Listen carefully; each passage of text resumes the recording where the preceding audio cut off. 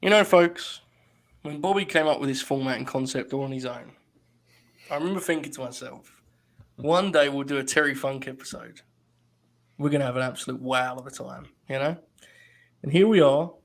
It's the 30th of June, Terry Funk's birthday. Definitely a thing that wasn't a happy accident, actually, we planned for, definitely. Um, we're very fired up.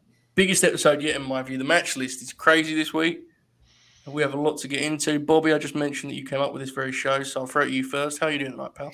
I'm doing well, man. Watch all these matches earlier today. Enjoyed all of them. Really excited to get into it. A guy that I'd probably seen the least of the guys that we've Mm-hmm. done so far, and just really eye opening. We'll kind of get into it more, as we go throughout. But yeah, That's part of what makes this episode so interesting to me, and we're going to get into this more as we go. But Terry Funk is a guy who everyone knows of, but I think people will be surprised how many fans have actually not seen very much of, which Mhm. we will kind of explore as we go here. The Oracle of Wrestling. I know you've Hmm. seen much Terry Funk. Fired up for tonight, pal?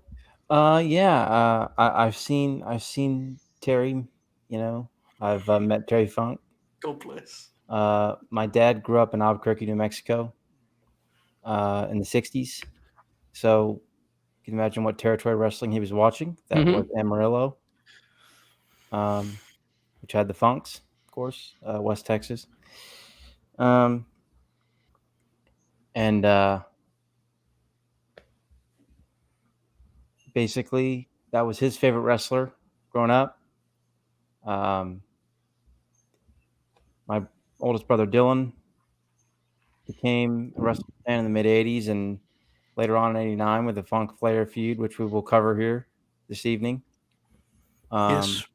Funk became one of his favorites, so on and so forth. Um, yeah, lots of good Terry Funk viewing stories in my home. That's true. Um, when he showed up on Raw in 2006, he called Mick Foley's wife a whore and said the WWF sucked. To get Mick mad was incredible. We all began cheering when Terry came out, and Yeah. the living room erupted in cheers that night on Monday. That great Monday night. Um, we were very upset when he left in that tag at One Night Stand 2, and then when he came back, we cheered wildly. Terry Funk is the greatest professional wrestler who ever lived. Um, we will talk about him deeply and proudly tonight. Wow, that's just the intro. Okay, I'm fired up. All right, Ingles Draws has resubscribed with Prime. We appreciate you, brother. Twitch went crazy last night for that Dynamite show, so um, we appreciate you guys joining us all the time. Alex, I know you're on board with this Terry Funk loving. How you doing tonight, pal? Good. Thank you again for having me, gentlemen. Always a pleasure. I enjoy doing this. Excited to talk about Terry Funk. Oracle, Devin. I don't know if that was intentional, but that was like a tribute to Terry Funk and the closing of Forever Hardcore when he's talking about turning down Vince. Just the way your cadence of speaking, it's a good amount of money, but not what the Undertaker or Triple H would make. No, Terry Funk, man. I was trying to remember. We've talked about on past episodes like our first memories, and Terry's been around like as long as I remember watching wrestling. Terry's been there, and he's always been great. And that's just the way my brain works. Is just like to me, it's commonly accepted knowledge that you have to consider him one of the greatest ever. So I'm excited about this discussion, and the matches we're covering here are all around. I mean, it speaks to his ability and basically everything he was capable of, that they are just kind of so all over the place. So looking forward to it. Fired up to be here. Yeah, there's a lot of range. Before we get into it, I want to quickly. I like to kind of look back at what was. We did Regal last month. If you haven't seen that, go check it out on the YouTube channel now. Regal that weekend was. I guess he wasn't ringside for that, or even on commentary, but he was kind of associated with the Anarchy in the Arena match last night with Blood and Guts. Regal had a very relevant month. Now, I'm assuming, based on what we know, Terry's not going to make another comeback in the coming month, but He's wrestling you know, Gresham at Death Before Dishonor. well, that'd be quite the title, wouldn't it? Let me tell you. So, but here's his birthday, so we'll get straight into Terry Funk here. Before we do, actually, I feel I should. We talked about it a little bit before the show, Alex, but I want to give you a quick chance. You were at the Forbidden Door Dress up your opinions however you would like to. I understand this can be quite a tough crowd, Yeah. Bob gets a lot of, he gets a lot of stick, but have fun at the Forbidden Door, pal. Yeah, it was a great trip. I don't want confirmed shoot to come into my home and kill me, so I'll keep my thoughts brief. But no, it was fun. It was, like I was telling you, it was exactly what I thought it was going to be. Yeah. The crowd loved it, and it made it more fun being a lively crowd. I had a good time. I sang along to Judas. Loved. I had a good time with Bill Ospreay and Orange Cassidy, and it was like when I was sitting there before the show started, I was like, this is weird being at a show Mm-hmm. at this big of arena with a sold out crowd and it's not for WWE. Like that was the first thing. I've been to AEW shows before, but never to that like level. So that was kind of a moment of realization, and yeah, it was fun. Chicago's a great town. I can't wait to go back. I had a good time there, and for, as I told you, for all the curse and the bumps along the way with that show, it turned out to be a pretty good night of pro wrestling. It is worth noting that you were there for what I think is genuinely one of the best wrestling crowds I've ever heard. It was unbelievable. That crowd was hot the whole time, like at home. I'm sure in your section there was more times with people, but it was unbelievable the way it came through on TV. So, congrats, I guess, right? Congrats. Yeah, it was like literally me and some of my friends were sitting like. The way that works there is different than a lot of arenas. Like there's a concourse in the upper deck that they don't really monitor, so you can just chill and stand there. And so yeah, it would be kind of just talking and bullshitting. But I remember specifically when Sting no sold the super kicks, like everyone was just like, ah, yeah, it was great. That was the hard camera shot. That people standing up. That was unbelievable. Great moment. All right, let's talk some Terry Funk now. Oracle, you did a fabulous job of. You kind of did this like monologue type with your greeting of the day. So I'll start with Bobby here because Bobby's the least experienced with Terry Funk. We always kick these shows off with just a kind of overview of your experience, Terry Funk, when you first saw them, so on and so forth. And we've kind of done that to some degree. Bobby, you are not particularly well versed. So before this experience, what did you know of Terry Funk? Do you have any memories of watching him? Was there any times when you were watching WWE TV that he showed up, so on and so forth? Yeah, the 2006 stuff Oracle talked about with setting up to One Night Stand, which I watched that match a couple days ago. Actually, it's still very good.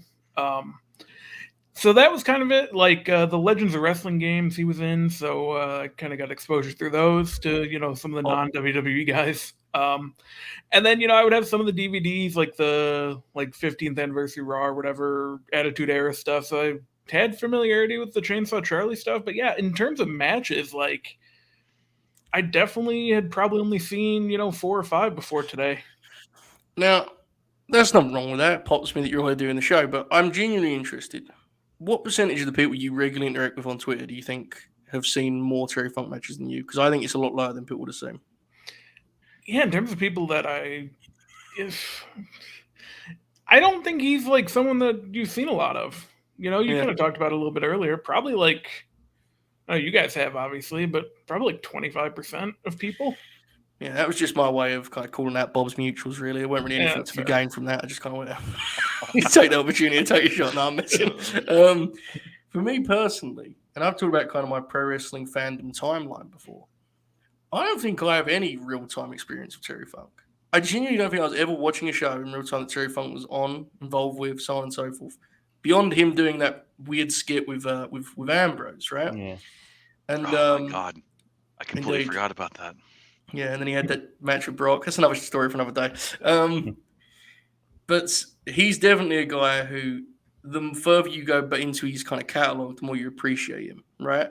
I think the general, and I don't really like this necessarily, and we'll talk about it, the general memory of Terry Funk, I think, is like old man hardcore legend, which is cool, but feels like greatly unfair to who he was before that, So when you start, for me, a big thing, and I'll get into it more, but with Funk Flair, that's like probably one of my favorite Angles programs ever.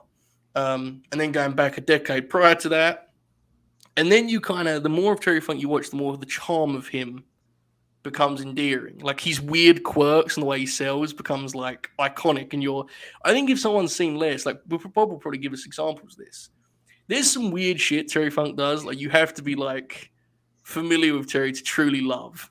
Otherwise, it's just weird shit. But once you love it, brother, it's like it's an addiction. So that's me personally. Alex, you talked about it a little bit in terms of as long as you remember he's been around, but just kind of detail that journey a little bit for your own fandom. So I think a good analogy comparison is what the word I was looking for there. A lot of people always said about like Jeff Jarrett in the mid to late 90s, how he was just kind of like fluid. He'd be in WWF one week, WCW the next week, then eventually end up in TNA, that type of thing. That was like Terry for me when I was a kid. Was like I never knew where he was going to be. And he WCW, ECW, WWF, he was always bouncing around. And he was one of the wrestlers that like I legitimately thought was crazy as a kid. I had Slamboree 94 on VHS, and I watched that so many times. Before the days of Peacock and the WWE Network, you had to work with what you had. So I watched that, and he wrestles I think Tully Blanchard on that show. Yes, But Tully, like by the end of it, he like there's a part where he goes in the crowd, and this is long before I knew Hat Guy, but he takes Hat Guy's hat and he elbows it, and then he hits Tully with a branding iron, and then like the refs and doctors are acting like they're really mad at him and to stay away, and I was just like, man, this dude's crazy. And then Chainsaw Charlie, even as like a would have been 10 or 11, I was like, that's Terry Funk. Like, why are they calling him Chainsaw Charlie? And then by WrestleMania, they were just like, he's Terry Funk again, and just like he always seemed old to me. And like then when I got the internet and learned about like he was in ECW and learning about all that and seeing the crazy shit he did, and then by 2000 he was one of my favorites, and that he was so give me some slack on the second half here because I was 13, keep in mind, but his hardcore matches and Vampiro were the reasons I still watched WCW in 2000. I wanted to see what Vampiro was doing, and then I wanted to see Terry Funk's crazy ass hardcore matches. I think on one of the Grin Grapplers I plugged at Super Brawl 2000, him and Flair have this insane like I Quit match that is not 2000. WCW did not deserve it at all. And so by like I was still a little kid, and he was already like one of my all-time favorites. And then getting older and dipping more into his Japan work, and have we all seen Beyond the Mat? Yeah, I'm pretty sure, right? Yeah, because he's a major part of that too, and that kind of instilled a lot of my love for him. Just he's such a simple man. When the doctor's trying to tell him your knee's shot, and he's like, "But will I be able to live comfortably?" And the doctor's like, "No, you shouldn't be doing that now." Exactly. So I was really happy. I was in college and firmly ensconced in my big Mark ROH phase, so I didn't really watch WWE. But when I heard he was coming back, I was like, I will watch this. And as y'all both said, it was that tag match, that one match he had was fantastic. And I think, as we'll learn here, he may be one of the definitive wrestlers you can go to of any era, because he's been wrestling since the 60s, and it's like, this is good. And he gets what he's doing with the modern audience. It's a career unlike any other. Truly, and I think you mentioned the kind of use the Jeff Jarrett comparison, and it's like for in terms of his fluidity, within promotions, obviously, it's kind of wild to think about that. Even as deep in his career as he was, where he's like 50, he's in his 50s. He genuinely has like an incredible experience of the late 90s boom. Like he's there for like ECW's artistic peak. He's there for Mania 14, which is like, that's when the boom really begins, right? And, commercially.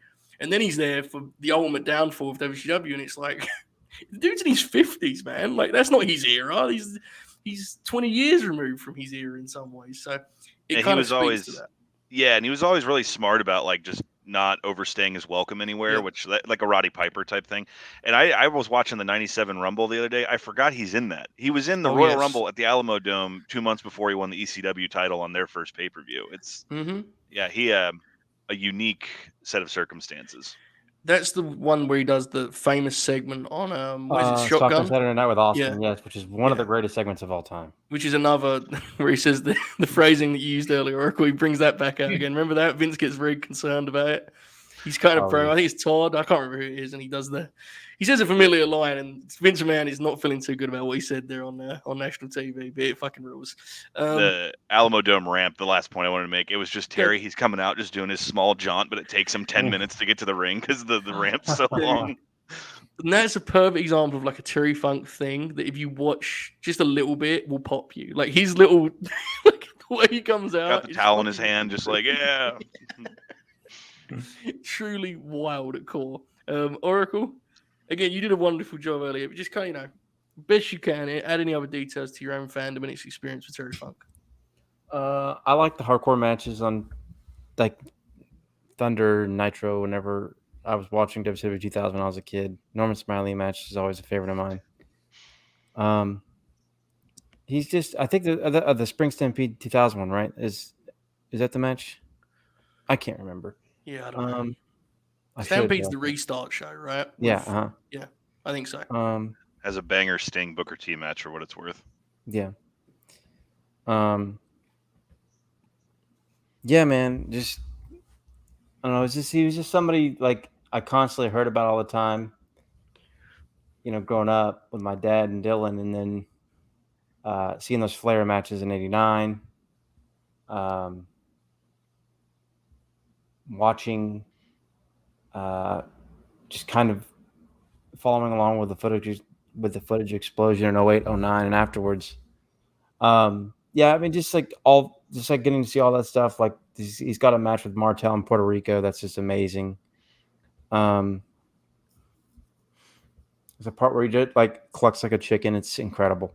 Like he even his stuff in like 85, 86 WWF where he's like wrestling Hogan and like having good matches around the loop with Hogan, and like the WrestleMania 2 tag is fun.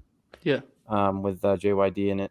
I mean, he's killing it, man. Like, and of course his stuff in Japan is legendary, and we'll get to talk about one of those performances, which was just remarkable. But yeah, he's at minimum an all-time great, and really, like I said, in a lot of ways, he's the best ever. Absolutely. Well, let's get into it. Act 1, we have throw it straight back to here, Oracle. We start, now the way to do this, we do kind of portions of people's careers. With Terry Funk, we've just done 70s, 80s, 90s. Incredibly, that still doesn't cover it all, but it's the best we could do. So we're starting in the 70s. Our first match is 76, and it's 6 months into his NWA title reign. So, Oracle, if we start there, best you can kind of set the scene. People that aren't familiar, don't know, that maybe watched the matches or even didn't. Mm-hmm. Who is Terry Funk in 1976? It's a very different version than they may have, seen in WWE clips and such. 76, Terry's more of a technical mechanic, as Steve Austin likes to use the word. Yeah, traditional oriented wrestler. He's the NWA World Champion at this time. Mm-hmm. And this is right around the time the footage, like a lot of footage starts to come up. So we don't have a lot of Terry for the first 15 years or so of his career. So this is kind of the 76 is kind of the first year where you kind of get, it's kind of right at his peak as NWA champion. He also has a great match with Chavo Guerrero Sr. Around this time. But he's just, much more of a traditional wrestler. Definitely works kind of 70s styles mat wrestling. Mm-hmm. He's charismatic, but it's kind of somewhat toned down. At least in this match, he's kind of being the heel gaijin here, not necessarily the. He's more like sportsman here too, mm-hmm, right? Correct. Like the world's champ, which is, right. I mean, that was the normal. Exactly. That's definitely normal. Yeah, he was, just your traditional,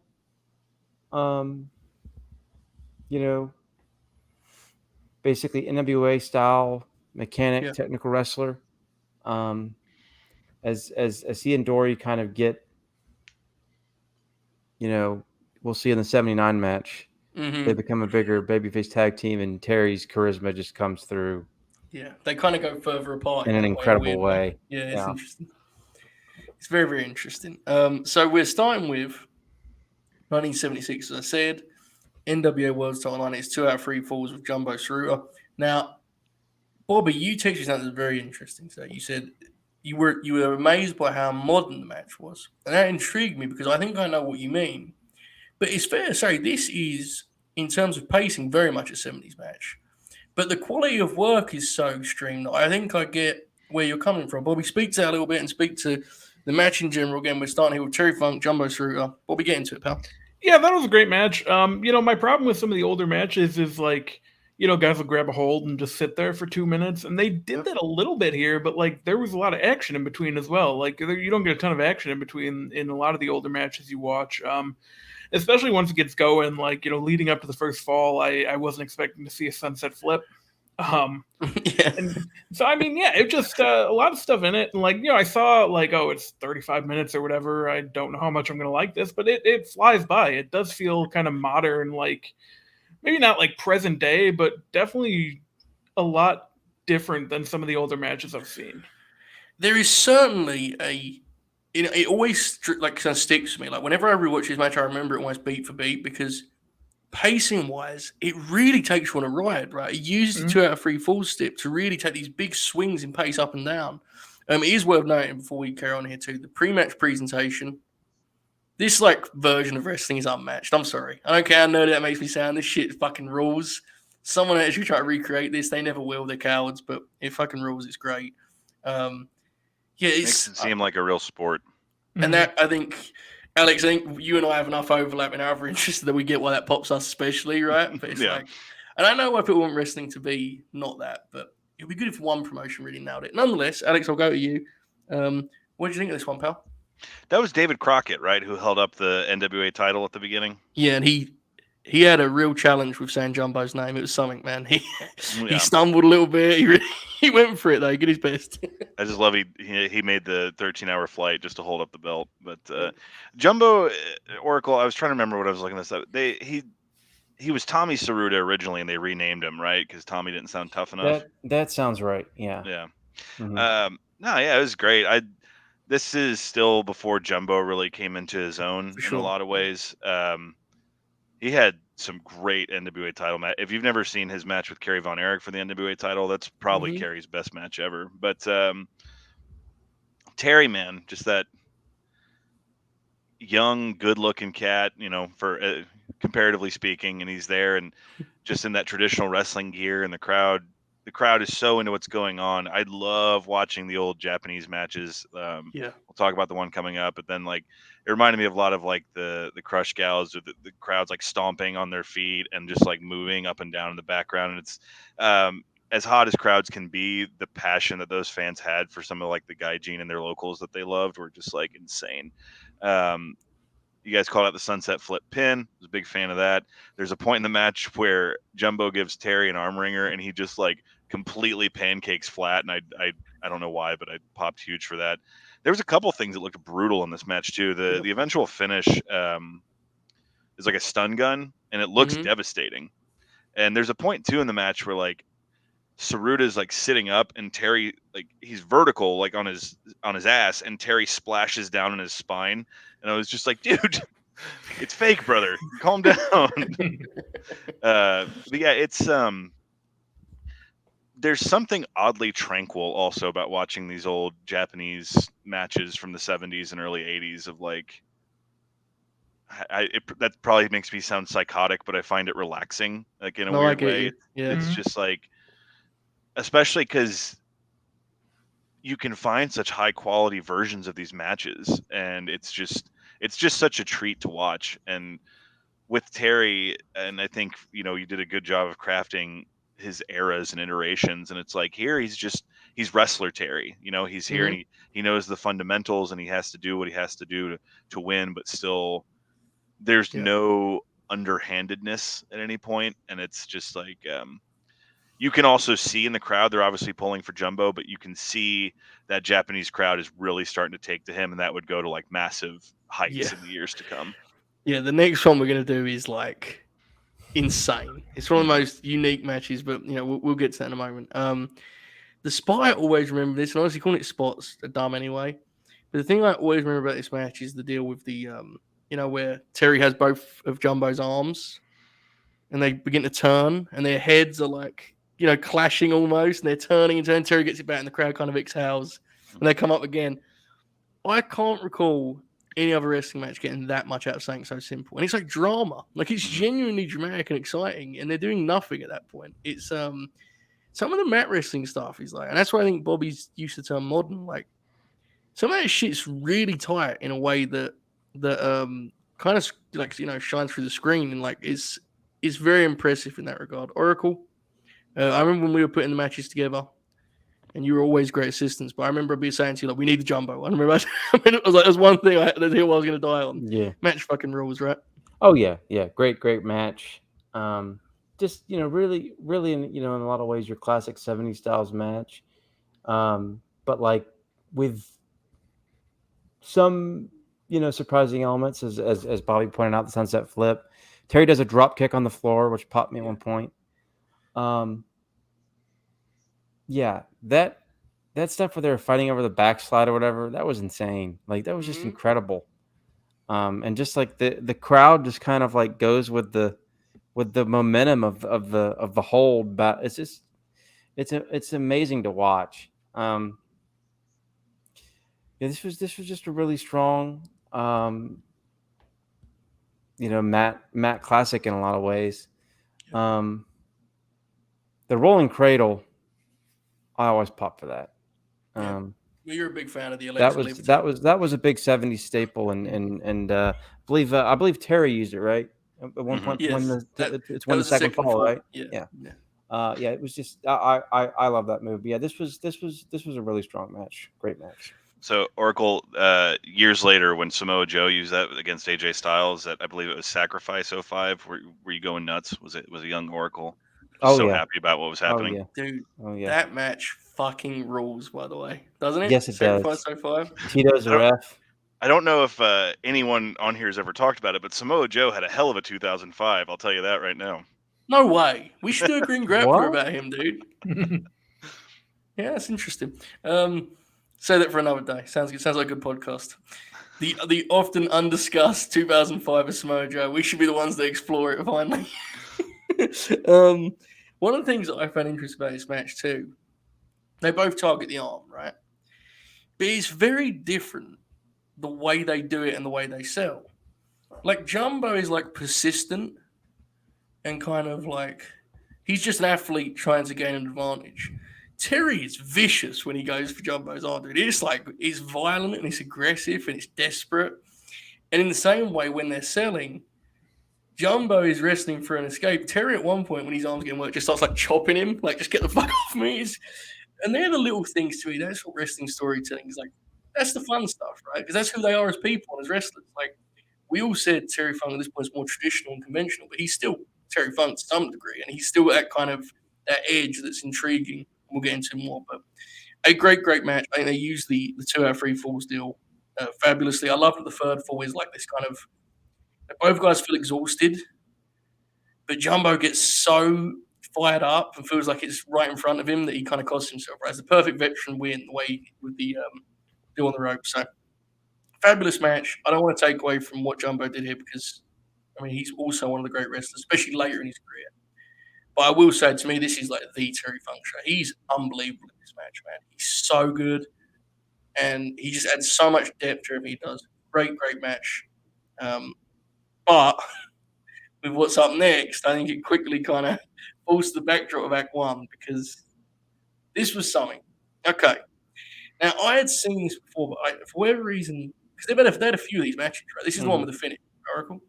Mm-hmm. Yeah, so when you said it, I was like, yeah, I think I kind of got them mixed up. December 1979. He is with Dory. They're against Abdullah and Sheik. And this is the match here. And there's all these matches you should watch. But if you've never seen this match, this is a fever dream. This is insanity. This is one of the great spectacles in wrestling history. And Terry Funk is in a very different place in December 1979. Oracle, lay this whole thing out and then go into your opinion on it because I know you messaged me, fired up. This is something else, isn't it? Okay, so the Funks were basically, particularly Terry. Yeah. Dory's look popped me here, by the way. Incredible look. Yes. Terry was just a special kind of over. It's just it's hard to get that over. Yep. And he was that over, and they can't even get into the ring. Terry's like the crowd is mauling. Terry's just bursting out laughing, just laughing hysterically as everybody's just hugging him because it's just Terry, he's just They get in the ring. Sheik and Abby come out, and It's hysteria, dude. It is hysteria. People are shrieking out of terror, Yes. and at one point, a fan gets in Sheik's face, so Sheik just starts going after them up. There's a guy who Abby's just throws staring. something at Sheik. He throws he crumples up paper, you're right. and then Sheik just turns and looks at him, and you can see from the camera these people just spreading the running of the bulls. It's nuts. And so they, it's just because I believe this is the Real World Tag League final. Mhm. I believe. Yeah. I believe it's the final. Because I showed clips before of the tag league, and of course there's this amazing sports style kind of early match stuff, and You get to see the Mil Mascaras in the suit. There you There's go. no better Yep. wrestling aesthetic than a luchador with a mask and a suit. That's yeah, he's Mill somebody. Gosh, we should cover him on here. Mill was old here, man. Yeah, that's true. This match. I mean, we don't get very far in it before Abby pulls out the fork. No, we do not. 90 seconds. And let me tell you, first of all, the fire Terry brings. Oh, yeah. I mean, he is just throwing haymakers and just going crazy. Abby and Sheik are doing their legendary foreign object stuff. Terry gets in the corner because I think Abby gets busted open early, right? Because Yes. of course he does. That's his gimmick. No way. So, in one of the great spots in the history of wrestling, refs getting distracted by Sheik. It could be that way around. I'm pretty sure it's Abby. Correct me if I'm wrong. Abby gets a fork and literally attempts to cut off Terry's ear Mm-hmm. Yes. with a fork. Yes. And in one of the great uncomfortable sell jobs of all time, Terry begins shrieking in terror. Yes, he does. And the crowd does along with him. And this place is literally losing their minds. Mm-hmm. Loud Terry chants. Very loud, Terry. Yeah, very loud Terry chants. At one point Dory comes in and throws some uppercuts. Gets busted a little bit. Yeah. We're not doing that, Grin Grappler.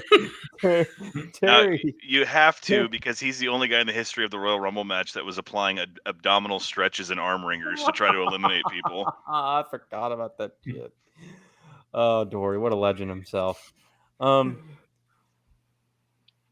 Just first of all, I should point out in the early exchanges, Terry and Abby are in the ring, and Terry has these incredible sells of Abby's punches where he's when he hits him in the throat and Terry takes a face bump. and Terry's Yeah. Exactly. Yeah. amazing. God, it's just it's quirky, but it's just so awesome. And he does these great when he gets a big shot from Abby, he does these great tree stump sells where he falls over, just amazing. And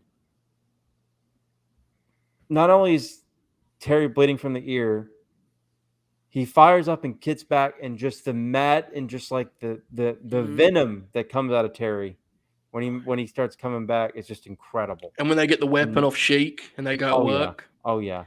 And the crowd is just losing their minds. And then Terry's got this mean, he's got this mean punch. Well, they're going to try to isolate that and get that out of there. Yeah. So they start going after his hand, stabbing his hand. Rules, and he's got basically a stigmata hand. And he's selling it and very believably so. I'm not sure how much selling that was. He rips across his forearm and hand. It's insane looking. It looks incredible. His selling is just through the roof. Just an unbelievable, one of the greatest performances you'll ever see. Yeah. Just the total spectacle. The crowd is losing their mind. They're shrieking when Terry's getting stabbed with a fork. Every moment Sheik or Abby have the fork is it's like a horror movie. It's genuinely gross, and I mean that as a Yeah, compliment. it's both, it's gross but also engrossing at the same time, right? Like Yes, it's like you absolutely. can't look away. And of course it leads to the finish, and the post match is incredible. Mm-hmm. You Yeah, get like it Sheik and is. Abby. I think Dory was out of the way, and they hit each other, or Sheik, or one or the other hits somebody with a foreign object. Funks get the Yeah. win, and then Sheik gets mad at Abby and does the classic fireball. Just He out just of like stands up and throws a fireball. That's the thing. There's no like deliberation or him like, what should I do? He just fuck you. You cost me the match. Fireball in the it face. fucking ruled. He's like 10 This was seconds after the pin. Yeah. this was a classic, wasn't it? I mean, just an Oh, incredible, fabulous. incredible match. It's One of my unbelievable. all-time favorites. Terry was just, his selling and charisma and fire was just and how over he was. I mean, I honestly, in that, I've not seen. I'm not sure.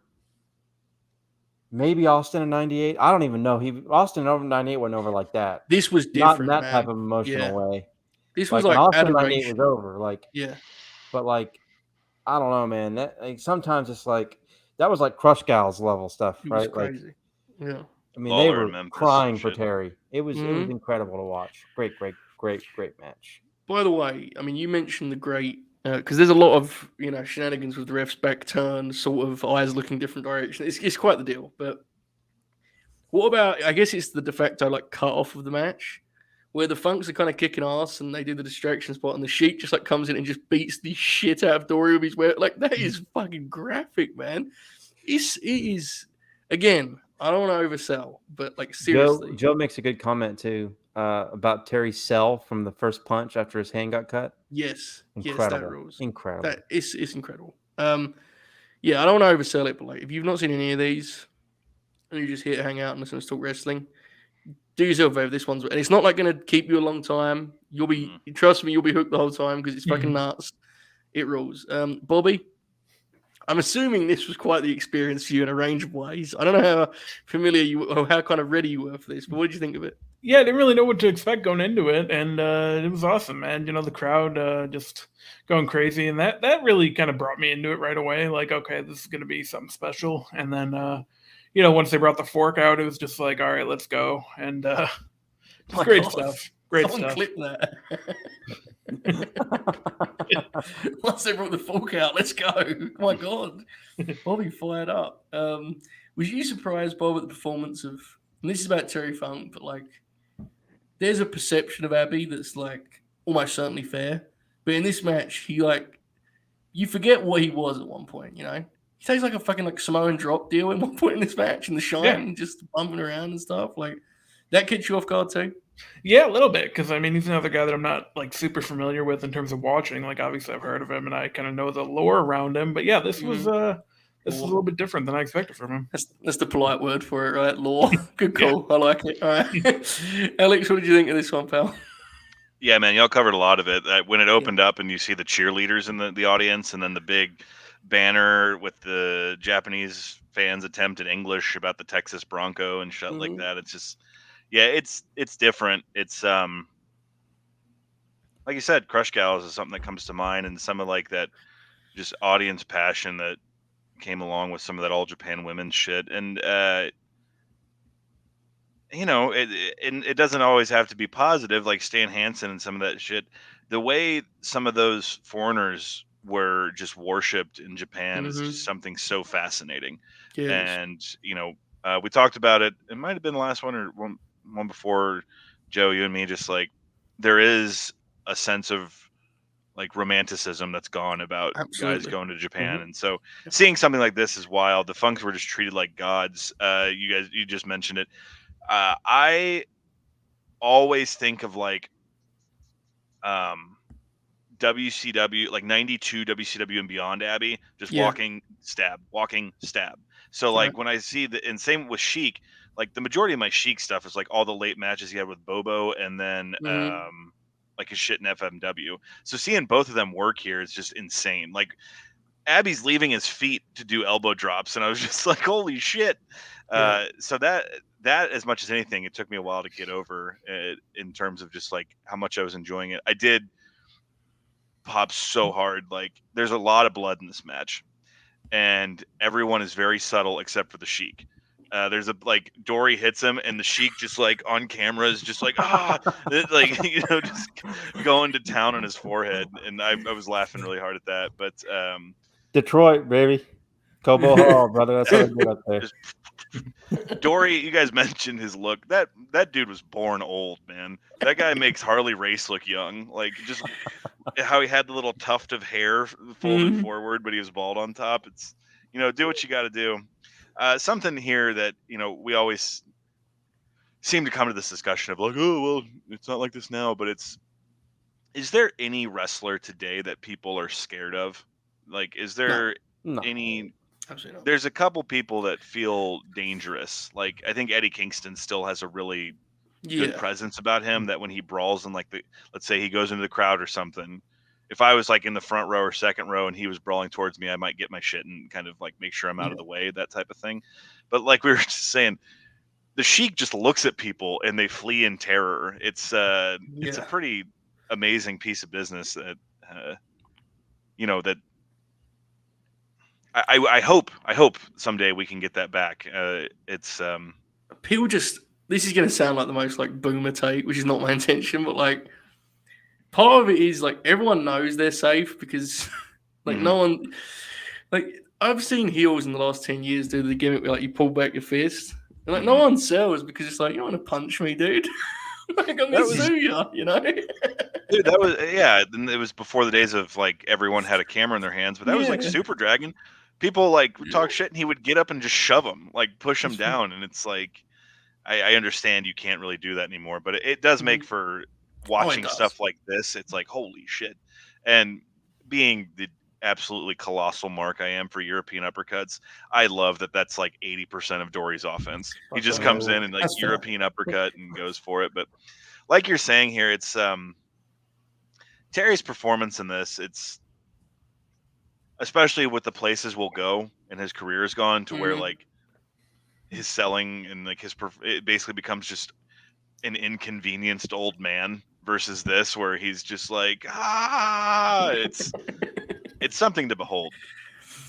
I should have noted him. It's not quite the same, but Lance Archer, I don't know if you saw his work before he left Japan, but he very much made an attempt of channeling like Brody and Hansen. And he's going to be in the G1, so you might see him bring this stuff. But he used to like charge at fans and shit. And it wasn't the same, but he tried his best, He would like come out and like spit water and just kind of charge into the crowd and stuff. Yeah. I appreciated it. Him and like D.H. Smith would run around. But like, Sheik and even Terry Gordy, you can find clips online of Terry just like in All Japan jumping into the crowd and throwing chairs, and it's the best ones are the old Stan Hansen entrances where he comes out whipping the cowbell around and people are just like scattering. That's an episode we've got to do one day, by the way. There's a part in Terry's book where he talks about, and like you never know with wrestlers, right? But Terry's so sincere that God bless, I'm going to just say it's true. He said that all the Gaijin talent would treat the Japanese fans like shit. And they would like write mean stuff in English and like pop themselves and just be assholes. And Terry, because he's Terry, believes the only reason they liked him was because he was nice to people when they met him. Which fucking rules. Because these are big arenas and like I assume not everyone in the building has met Terry Funk, but he's convinced that he was just like the first Gaijin that was nice to the Japanese folk. So they popped for him. I don't know, mate. It popped me. Also, quickly, as you mentioned the elbow, Abby leaving his feet for it. The reaction when Abby goes to the corner of the ring and signals he's going to do an elbow drop is like, that's wrestling, brother. That's art right there. It's, no! It's amazing. He's like, it's just and Abby was already 20 years into his career at this point, and people are still. I remember Bret Hart when he said like the first time Abby came through Stampede when he was like a kid, he was like terrified of him. Yep. And you can tell when he comes out in the crowd and does all the blah blah blah blah blah, like people are. His boots, like when he just is booting Terry in the throat and the way Terry's selling it and the way people react to him, it's just, if all you've ever seen of Abby, like the first time I saw him was like on an XPW tape and I'm like, this is it? This big fat dude just like with a fork.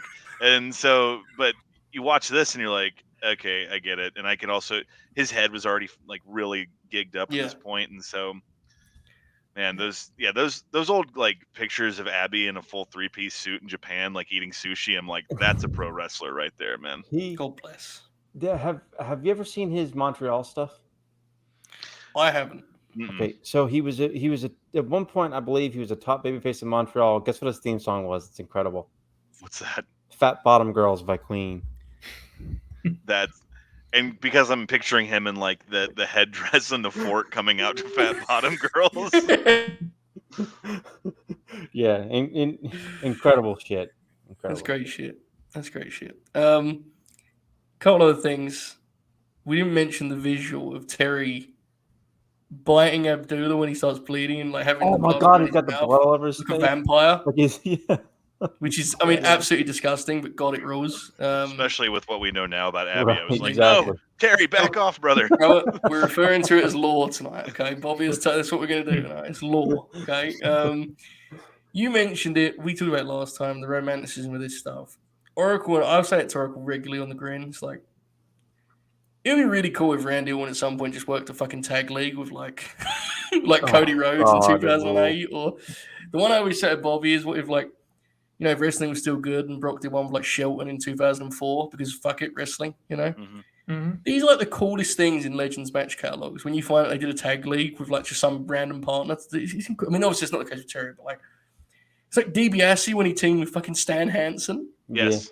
That rules, man. And New Japan's tag league isn't this, by the way. Oh, like it's very different to what this All Japan tag league was, but it's a shame. That's kind of a lost thing. But again, we all sound very old now, so we will proceed to the 80s and modernize things.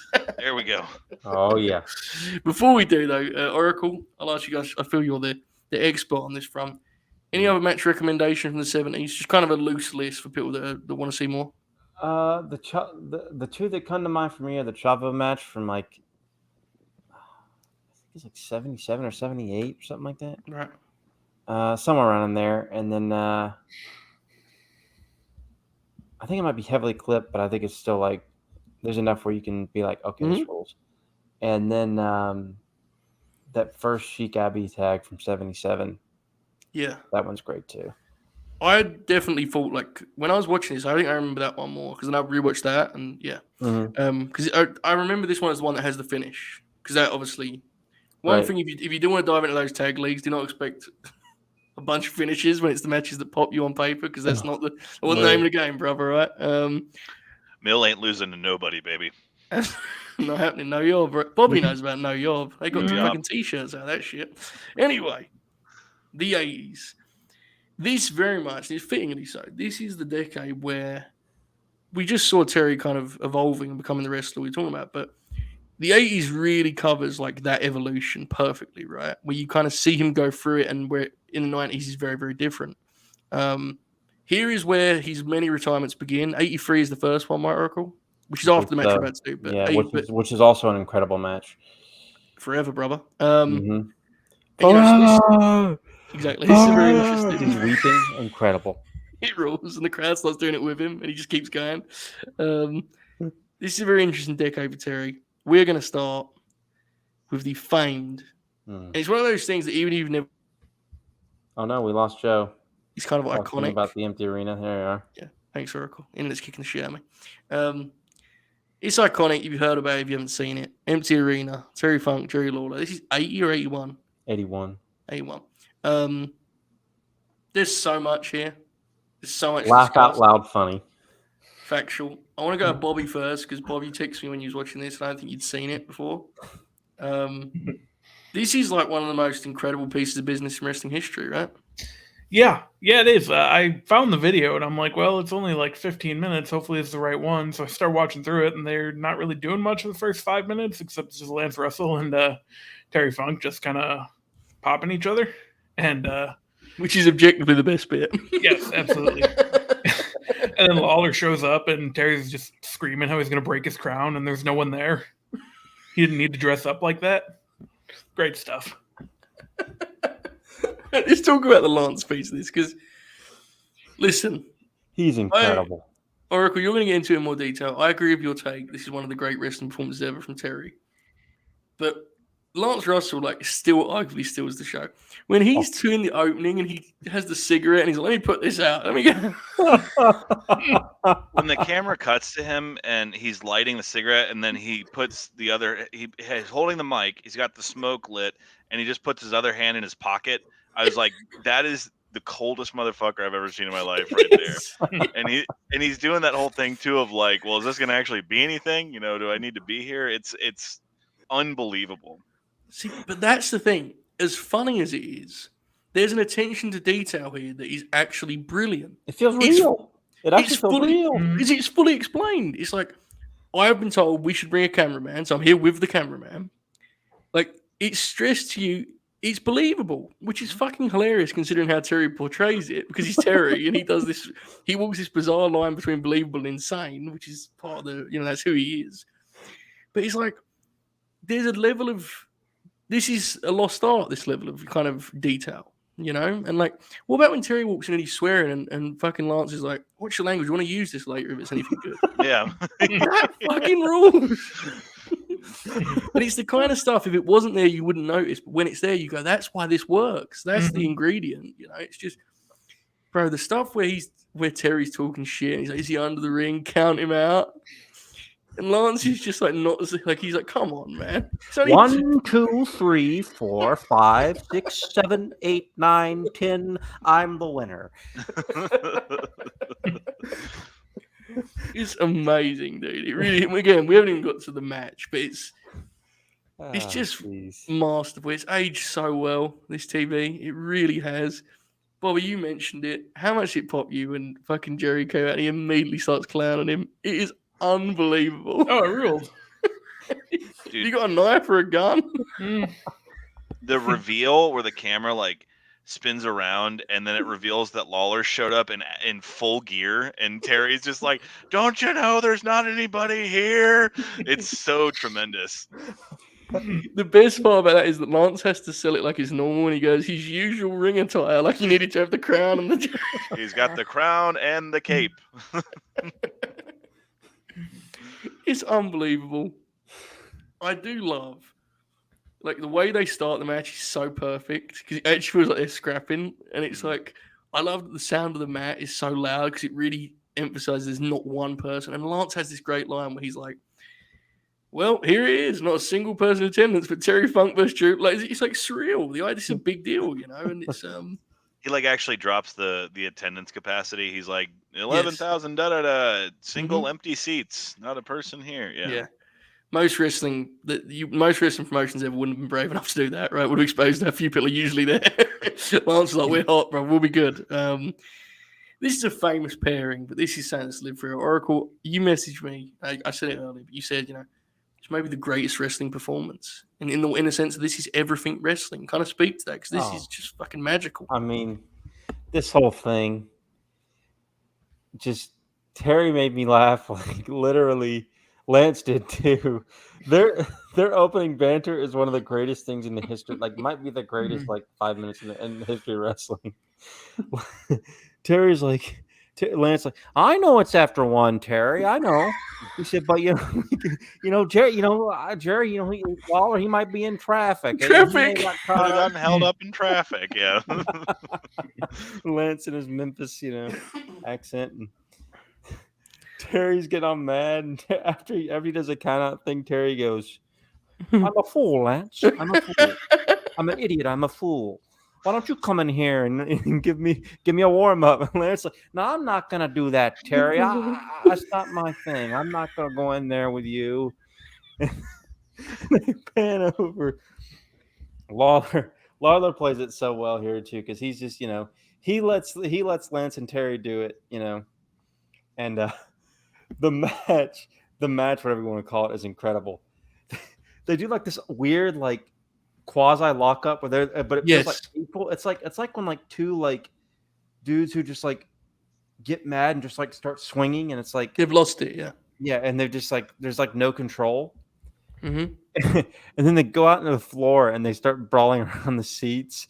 And Terry picks up the 2 seats and throws it at Lawler. Lawler gets overhand, so Terry gets afraid and runs away. Yeah. At one point, he goes, you hear Terry go, "Leave me alone." Yeah. And then which is 20 seconds into it, by the way. Which is incredible heel work. Incredible. And then Yes. he picks up the stand, and Lance like, oh, he's got Funk's got the stand for the seating chart here. Mm-hmm. And Terry comes in, and of course, he ends up getting Lawler and they beat him up. Totally insane. Pile driver out there on the floor or whatever. And the finish is incredible. Yes, it is. Terry, like insane, breaks the shit out of some like timekeeper's table or something, and like gets a shard of wood, and like he's trying to like kill Lawler with it, and Lance is like trying to talk him down. Yeah. It's like a hostage situation. Lance Russell's like, "All right, Terry, that's enough." Because he wants him to like he wants him to concede, right? So he starts like shrieking, like, tell him, Jerry. And so Lawler fights out. Great finish. Jerry Lawler kicks Terry's hand in the shard, and Terry does this great boom, and right in the eye. And Terry's shrieking and yelling, "My eye! Oh God, my eye!" I can't see. And Lance plays it incredible, because like Lawler's about to like go after him again, and like he's like, "I'm done, I can't." And like Lance, "Okay, all right, Jerry, that's enough. Oh, he's done. He can't go anymore." And then Terry's like, "Go get some help, my eye." And Lance, like, "All right," because he's probably gonna go call the hospital over there, in the concourse. I'm going. Incredible. And then of course Terry cuts this great promo afterwards. I don't know if y'all watched that. He With the cuts eye this great patch. promo and with his eye patched up, but an all-time pro wrestling experience. There are matches we could have done that are like real matches, whatever the fuck that means. The But no DQ match between the two is outstanding. It's a yeah, classic match. we had to do this, dude. Alex, we've obviously talked about this one slightly differently because this is just like one of those. It's like an experience. We've all just kind of thrown stuff in. But speak to man, anything else on the incredible empty arena match? I mean, y'all have covered most of it. Yeah, just the Lance Russell smoking is like that's something like from Anchorman, where he's just like hanging out there smoking and like, oh yeah, but what are we gonna do? And like the camera's not steady yet because they're not sure what they're doing. It's fantastic, and like I said, I full on belly laughed when they reveal Lawler walking to the ring in full gear. I was like, what an idiot! And then Funk just immediately suns him for doing it.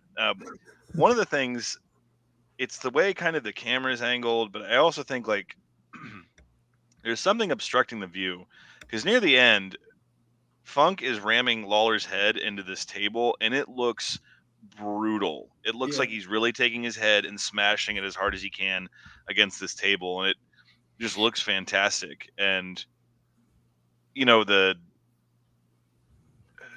was this the first time they did like the empty arena thing? This is like first one that I can think of that was televised that I know of. Because I know that was always the thing with Foley. He said when he did it with The Rock, he crafted a lot of it after, despite the fact that match went to absolute levels of just WWF insanity. But right, it does feel like these two wrestlers have an issue that goes beyond the bounds of the show, and they're just getting a fight here, and it's. Like you said, like what I said when I started this, when I was a little kid, I thought Terry Funk was one of the wrestlers that was actually crazy. Like these other guys are just pretending. That guy's actually nuts. And like watching this here, it's like the same thing. I'm tired of your goddamn shit. Yeah, just him going off, and like Joe called out the just long uninterrupted, bleeps, and then Lance Russell. Come on, Terry, we're gonna use this. We're gonna use this. It's and you put yourself back in the shoes of someone watching this happen in real time. That you watch this and be like, "Holy shit, Terry Funk just went blind. This is crazy." Yeah, it's magical, and I'm glad you mentioned about it being brutal because we're having a lot of fun with it, and rightly so, because it is hilarious. Like it's wonderful, but it is like there's elements of it that are kind of haunting at times. You know, and when Terry's like shrieking and there's a degree of violence Scary. involved, like it's kind of scary. Yeah, Yeah. and that's in a lot of ways that's why it's such a perfect way to talk about Terry, because it encapsulated everything that made him great. Right, it's this range of emotions. You're laughing, you're admiring it in terms of how brilliant a performance is, but then you're like, "Fuck, is everything okay?" He's like, he's just mate, it's uncomfortable. It's what an incredible effort, and it lives forever. I mean, people are fully aware of this. Like, this is one of the things he's most famous for, which it speaks to how great he is. I think there's not a shame in that. It's worthwhile. It's just Bob. You've probably heard about it, but never seen it, right? The MC Arena deal. Mhm. Yeah, I think that's common. It's worth your time, but you've never seen it. It's unbelievable, especially because again the Lance Russell stuff is just the talk about like he's the greatest ever. Like studio host, that type yeah, of. He's just incredible. and like when he's doing the small talk with the cameraman, he's like, I don't know what it's gonna be, you know. Show up, right? It's fucking amazing. Now we go from there, and I said at the start, I think this is the best lineup we've ever had, and I'm pretty locked in on that. Up next, we move many years later, the end of the decade, but we had to get one of these matches in there. Or of course, another hill that I had to die on, right? Because this is my favorite thing. Mm-hmm. Funk Flair. This is the Great American Bash match, 1989. I think this is less famous than the I Quit match, I think. But I think it was a better choice in that this is like a blend of different versions of Terry to me, which we'll get into. But for those of you who don't know, this follows one of the greatest angles in wrestling history, where Flair has this famous series of Steamboat. He turns babyface within how great the matches are. And then Terry Funk, who is simply there as a judge for the NWA, he wants himself a little title match, you know, and Flair starts suggesting that he's actually been rubbing shoulders with Stallone, is the phrase, right? And Terry's a little insulted, and you know, it's this. I've seen it. If you've watched my shows, I know how to talk about it all the time. I think it's the best angle in wrestling history. This is the match that follows. This is quite the piece of business, Alex. I'll let you start on this. This is just two of the greatest wrestlers ever making history. This is something else, isn't it? Oh yeah, and also you gotta keep in mind this is from one of the events that's widely regarded as one of the greatest pro wrestling events of all time. Yeah. The War Games match on it, and Luger and Steamboat. You had Sting Muda, so this like capped it all off. And I've seen this before. Recently, a friend of mine donated the original VHS copy of this that was released to my collection, so I gotta get that in there. But anyway, I always forget this is not a Flair match. You know, a Ric Flair match comes along with certain expectations, and Flair obviously. I'm not speaking to him as a person, but as a pro wrestler, he's one of the best that ever did it.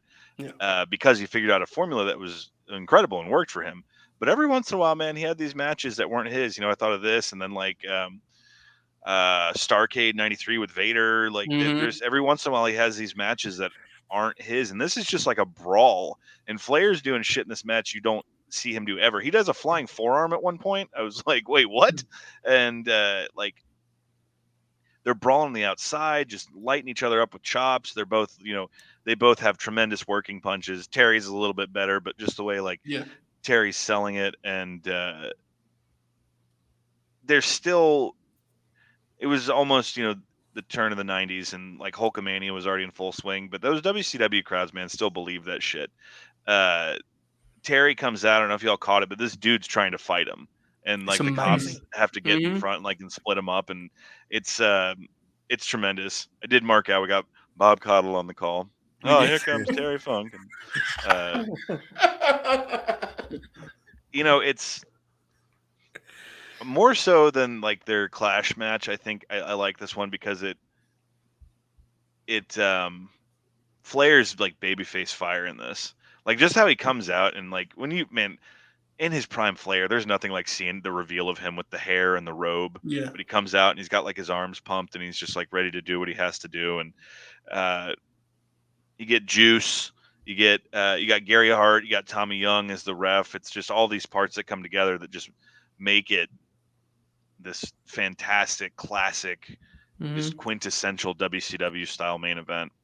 And then at the end, Muta does a run in and beats up Doug Dillinger, which I was just like absolutely going nuts for. That angle was amazing. Yeah, that's great. Doug Dillinger's a civilian. JR call. Oh yeah, I did. I think it took JR less than 2 minutes to bring up football. Terry Funk, of course, offensive lineman at where did yes. And he Did he go to follows it UTEP? with, of course, Flair has amateur credentials. Begins to about. But yeah, it was.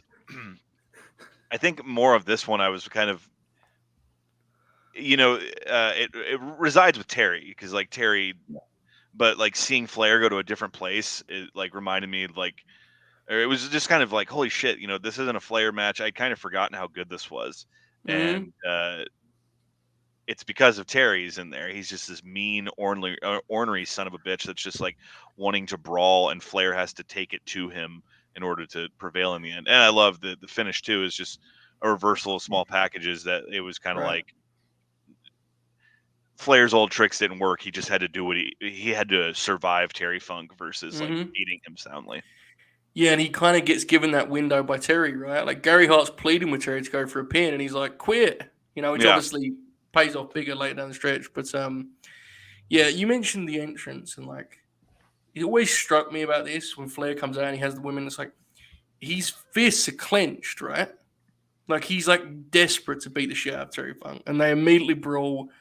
The chop exchanges with these two are like the best ever. Partly because they're not just exchanging and trying to outdo each other. Terry like sells each one, but he doesn't do the sell of like that was hurt, that was that was painful. He does He's like this mad about it. Yeah, he's like, you fucking, you got me again, man. Yeah. There's like it's great. There's a great visual where Flair hits him with a big one, and Terry like does this with his fist, like you fucker, man. It's just it's an incredible pair. It was interesting, Alex, when you're talking about matches that aren't Flair matches but are great. You mentioned this one and the Vader one. Both babyface matches for Flair, right? And we all know how much he hated being a babyface because he didn't have the control of it. But it's like, I mean, I think even with his limited offense, there's a lot of signs he was fucking great at this. And perhaps it should have been a thing they went to more often. I don't know. I get that you like the formula.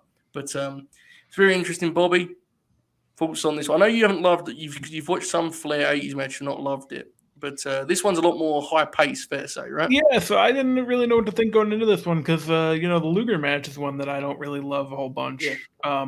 You piece of shit. Yeah, I know. But yeah, this was different. Kept it short. Felt like a real fight. Really, just they did what they had to do there, and another one where the crowd's just red hot the whole time. And that just adds so much. And the finish just coming out of nowhere kind of ruled too because I was not expecting it. It's interesting that, like, it's definitely is a brawl, but in a lot of ways, it's the first act kind of serves as like a preview to what you get in the I Quit match, right? Like, when they're at ringside, that's basically what the whole. And I love the I Quit match. I mean, it's a compliment, but it's like I like this one because you kind of get Terry's range. Because once he cuts him off and starts working the neck and stuff, he kind of. I don't want to say he becomes the traditional wrestler again, but he's a lot closer to it than he gets in the next decade. Does that make sense? He's still trying to win the belt and so on and so forth. Oracle, you said to me you think this would be a better choice than I Quit, and I totally agree with you. What do you think rewatching it? Oh, just a total blast. I loved Alex bringing up the part where the fan tried to fight him. Yeah. And the cops that were holding him back, the cops were laughing because Terry probably said some of the funniest shit you could possibly think of. When he got into the dude's face, I badly want to know what Terry said. Maybe not something that can be uttered on a podcast, but he probably said something not too kind. But that dude was laughing. That cop was laughing his ass off when whatever he said. But yeah, this ruled. They just tore into each other. Of course, the story, Terry working over Flair's neck was great.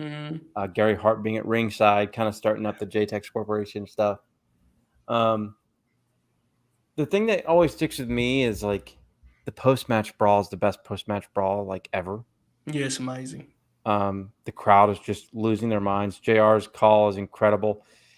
Doug Dillinger, who is like my favorite, like WCW character ever because he's just on every WCW show ever.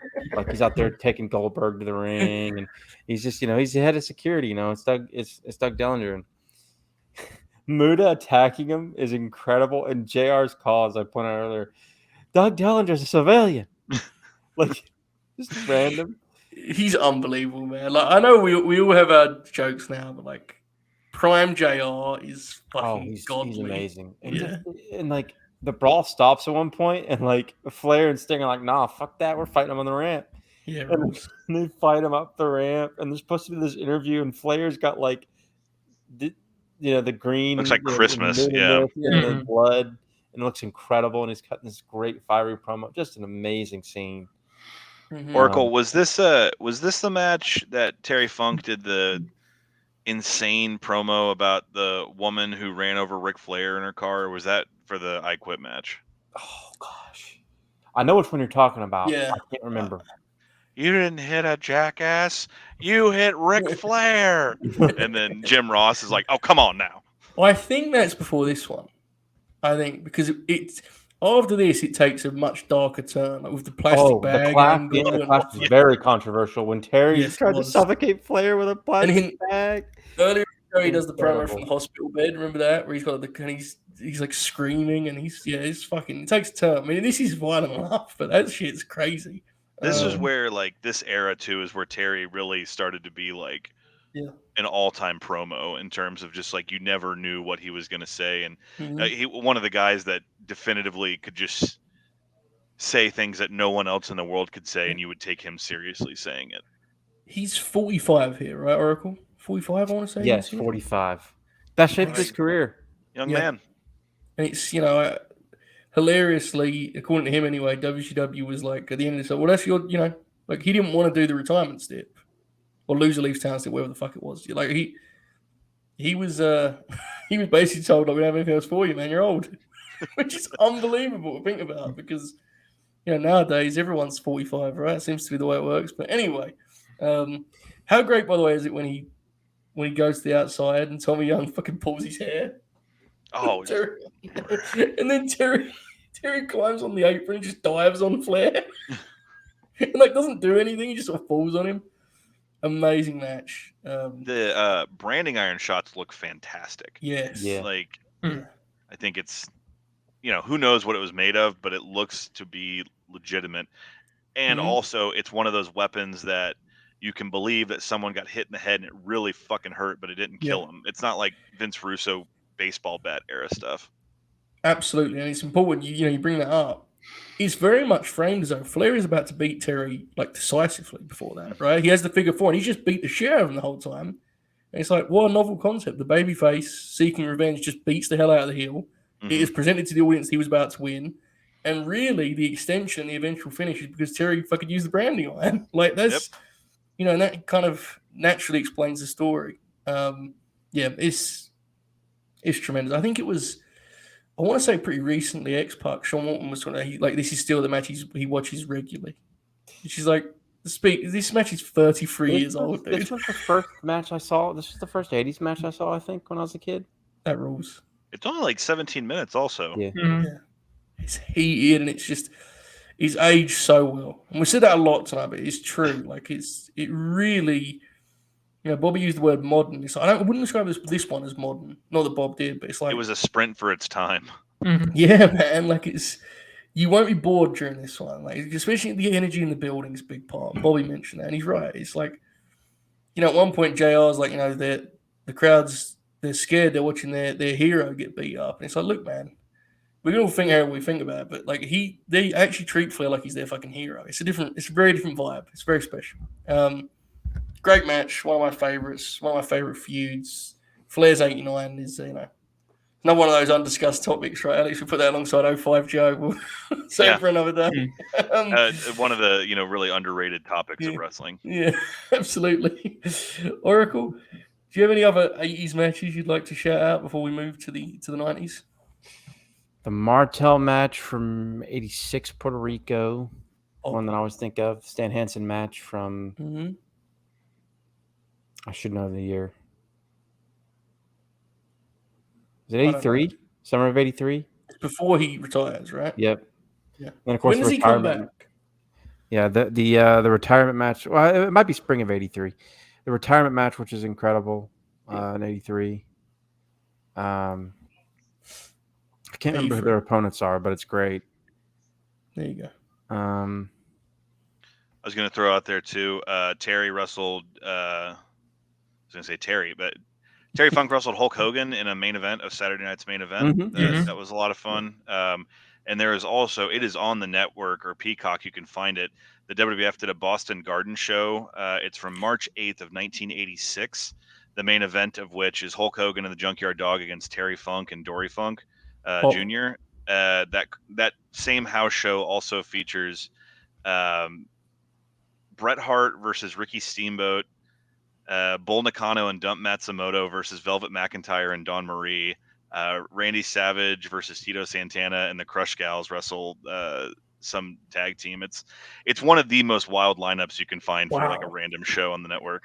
I've seen the Terry match. I wasn't aware of that undercard. That's crazy. Also, we should. I mean, if we're talking about other matches from the '80s, the sequel to the one we just talked about, right? The I Quit one is, if Yeah. you watch this, you should Mhm. catch that too. The Lawler No DQ from '81 is outstanding. There you go. too. Yeah.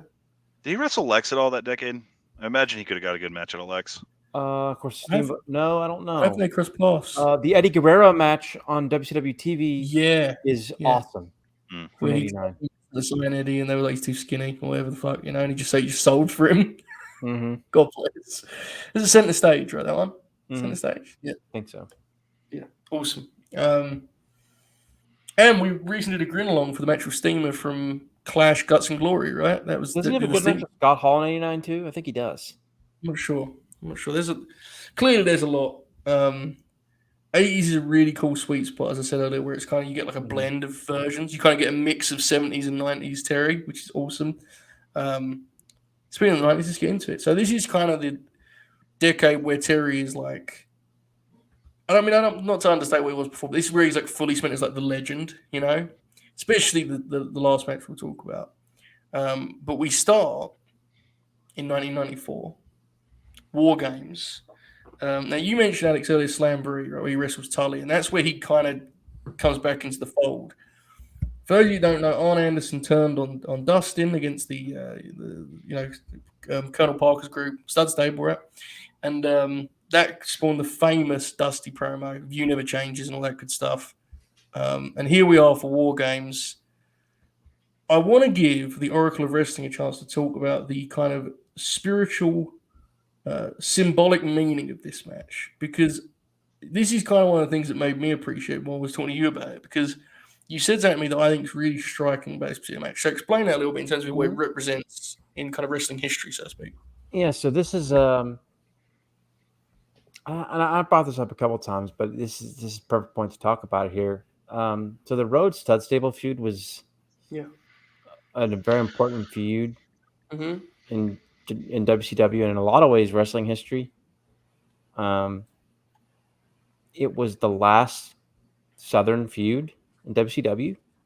Yeah. It was the last classic NWA WCW feud after Hogan came in and sort of WWFized WCW in a lot of ways for about 18 months or so.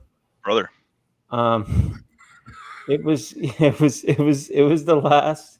It was really the last great Southern feud on national television. And this is the culmination of that. Started out with Dustin Rhodes feuding with Bunkhouse Buck in the spring. Which rules, by the way. Yes, awesome matches. Terry Funk joins along. Dustin needs a partner. Arn Anderson is the one he chooses. Arn, because he's a walk behinder, as Dustin He's a walk behinder. Turns on Dustin. Because we get this great video package leading up to the match. Dusty cuts maybe the greatest promo of all time. Yeah, genuinely. Asking to be Dustin's partner at Clash of the Champions in August of '94. Great moment where they hug. I just need a son. It's just an incredible promo. I think it's better than the Hard Times promo. Agree. And they have a tag match with Terry and Buck. Ming is the enforcer now for Colonel Robert Parker's Red Stable. Dusty And Cell, the nerve the hold. finish, the post-match mask gets kind of thrown out, and Dusty breaks a wooden chair over Ming's head. Ming no-sells it, and then Dusty sells the nerve hold. It's incredible. Who recreated that a couple years back? Who What's did the that? wooden chair deal? Did they do it with Nick Comoroto? Yeah, I think that's who they did it with. Yeah. Which is Cody hilarious. fucking rules, man. And just an incredible. And then, of course, you've got Dusty and Dustin. They needed tag partners. It's originally going to be them and whoever they can find against Arn, Terry, Bunkhouse Buck, and Ming. Well, Ming isn't allowed to wrestle in the match, so it has to be Colonel Robert Parker. And not only that, Who may be the MVP of this match, let's be honest. Yes. Sweating bullets, by the way. When he's like on the outside, like, I can't go in there. And, Dusty recruits the Nasty Boys in my opinion, maybe the greatest vignette of all time.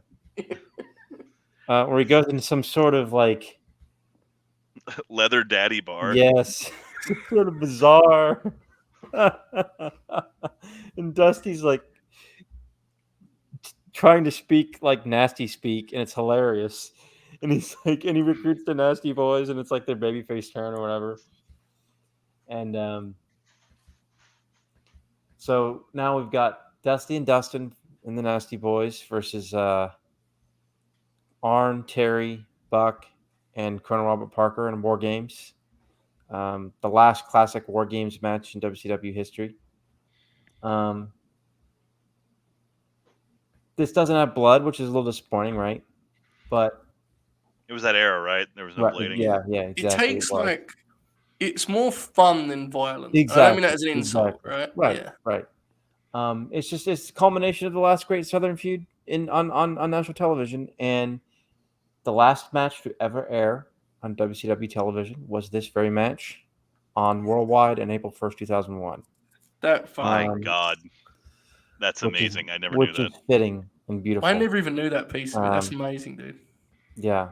This was I believe it was on that show. I believe it was the last match to air. Of course, before the famous final send-off, whatever, with Scott Hudson and Mike Tenay. But I've got snacks. Yeah. Great meme. Small way of logging back on now. Just tweet that. But yeah, this match is just. I guess I can go ahead and break it down now. My thoughts on the match, but focusing on Terry, he's just incredible. He's in jeans. He's got like plumber's crack half the match. It's amazing, and he's like stumbling around. He comes in and tears his boot off right away, and he falls down immediately. He becomes like this eats critical shit weapon immediately, trying to dive and hit Dustin. He clocks Dustin in the face with his boot, but he eats shit in the process. Yeah, he's reaching and just falls in the middle, right? It's amazing. Yes. And then at one point, he and Jerry Saggs have these incredible interactions where he literally gets gonzo bombed in between the ring, and Terry just vanishes and falls in between the rings. And he comes up with a weapon and he hits Jerry in the dick. Yes, he comes up with a weapon. And there's one point where Saggs, because that's who Jerry Saggs is, he didn't let up on any punch or strike or anything. He gets the boot, and it's literally Terry's not blocking it. He's just smacking Terry as hard as he can in the face with his boot, and Terry's just like doing these spin cells, and it's incredible. And of course, everybody's great in this match. Colonel Robert Parker is incredible on the outside, as Alex pointed out. He comes in and throws one punch, and he's like, that I lost my shit for that, because that's like the thing's got like Matt Tremont still does it. That's a random reference, but like the guys that just keep throwing punches, the guy that throws the punch and then kind of like shakes his hand out, because that would really hurt if you punch someone in the face with your bare hand. Hard in the head. Yeah, but Colonel, like, he punches and then he starts to sell, and then he acts like he's gonna go back again, and he's like, ah. the crowd when it's like, I'll bet, the crowd's not, Dustin Yeah. and Arn get a decent response, but it's not, Terry gets Mhm. some response for his bumps and stuff. But the crowd just picks up as the match goes along because they're waiting for Dusty, right? Yeah, that's Dusty special. comes in, place explodes. Like it's like the Nasty Boys are tearing into everybody. Like Terry is just doing these ridiculous, amazing sells. Yeah. The finish is incredible where Parker gets put in the figure 4 by Dusty, and then the Nasties are dropping elbow drops. Great catch on the replay in the slow-mo. Terry's desperately crawling over, and Dusty has the figure 4, and he's punching, and Terry's feeding punches. It's It's a amazing. figure 4, just incredible. Yeah. I mean, just an amazingly fun match. My favorite match ever, really, and it was a match I actually put as number 1 in WCW all-time poll. Yeah. It's just it was, like I said, it's a culmination of a really special feud, and really the last kind of, it was a culmination of a dying sort of light in WCW. Yeah. Just an awesome match, and Terry was just Terry was just an absolute hoot in this, just bumbling crazy heel, just incredible. He's having a blast too. You can tell, Yeah. right? You can really tell. Quickly to answer Joe's question, that's absolutely where Cody got the promo from. Yes, that was, I think it was very much a direct nod. But I'm aware not everyone's seen 1994 WCW angles, so there you go. Yeah, dude, this is. You said they pop when Dusty came in, but honestly, it's better than that. They pop at the idea of him coming in, like Mm-hmm. the 30 seconds before, and I always remember Meng shaking the cage. Oh, Ming is great as a second in this too. It adds like this Like cinematic the kind chaos. of, yeah. It's there's Mhm. something epic about that moment with him shaking the cage and the crowd kind of a Dusty chance.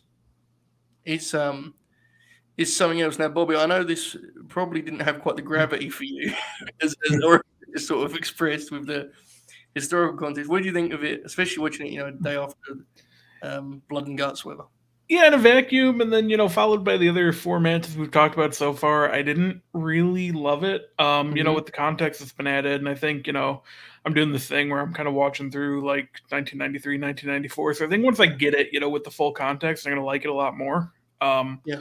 But just as far as like Terry coming in, just immediately beating the shit out of guys with his boot, that part ruled. It wasn't bad. It just, it felt like kind of a step down from what we've seen so far. But, with the added context, it would probably be higher for me. It isn't a War Games that's like epic in terms of the action. It's more like there's a charm to it. Like once you get Right. it, it's like you can rewatch this match a lot just based on Terry's style. Like, you mentioned that sell he does where he gets hit by the boot and like spins around and like he puts one foot in front of the other. It's fucking amazing, dude. Alex, where do you stand on this one? We have a slight contrast and take. Where do you stand on this one? Number one, you can find this on a physical release on the Best of War Games set that the WWE put out several years ago. I have the Blu-ray of that, but yeah, man. I mean, me and some of my buddies here, I think we parody Dusty's promo, or quoted, I should say, this one more than Hard Times. I just need a hug and a kiss to seal the deal, baby. Like it's amazing. Like it's easy to joke about, but like every time I watch him, like holy shit, like I get goosebumps, and I'm just like, Dusty, man. I think one of the important things about this match, and since we're talking about Terry, is to contextualize where he was. I mean, the famous triple threat with Shane and Sabu happened in the same year, the February, hour-long draw they did, and Mhm. he wasn't too far removed from. I was actually kind of surprised this match didn't end up on here, so I'll bring it up now. He was just about a year removed from the Kawasaki Stadium match with Onita, and Yeah. so like, It was close.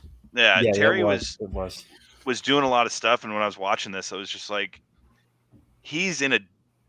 It seems like each time we talk about these matches, he's in like this place, but here is when he's becoming that fluid guy I was talking Yeah. about, of like just going everywhere. He's wrestling, 40,000 people in Japan, coming back doing the ECW arena before it was big, and then he ends up in War Games, which everything Oracle said was right, and I had never been able to not contextualize, but kind of facilitate that. I Mhm. never put together that this is like the last WCW style match before, that doesn't work for me, brother. It really came to the forefront because like the one the next year was Hogan and Yeah. his cronies against the we Dungeon of covered on Doom. historical. It was Yeah.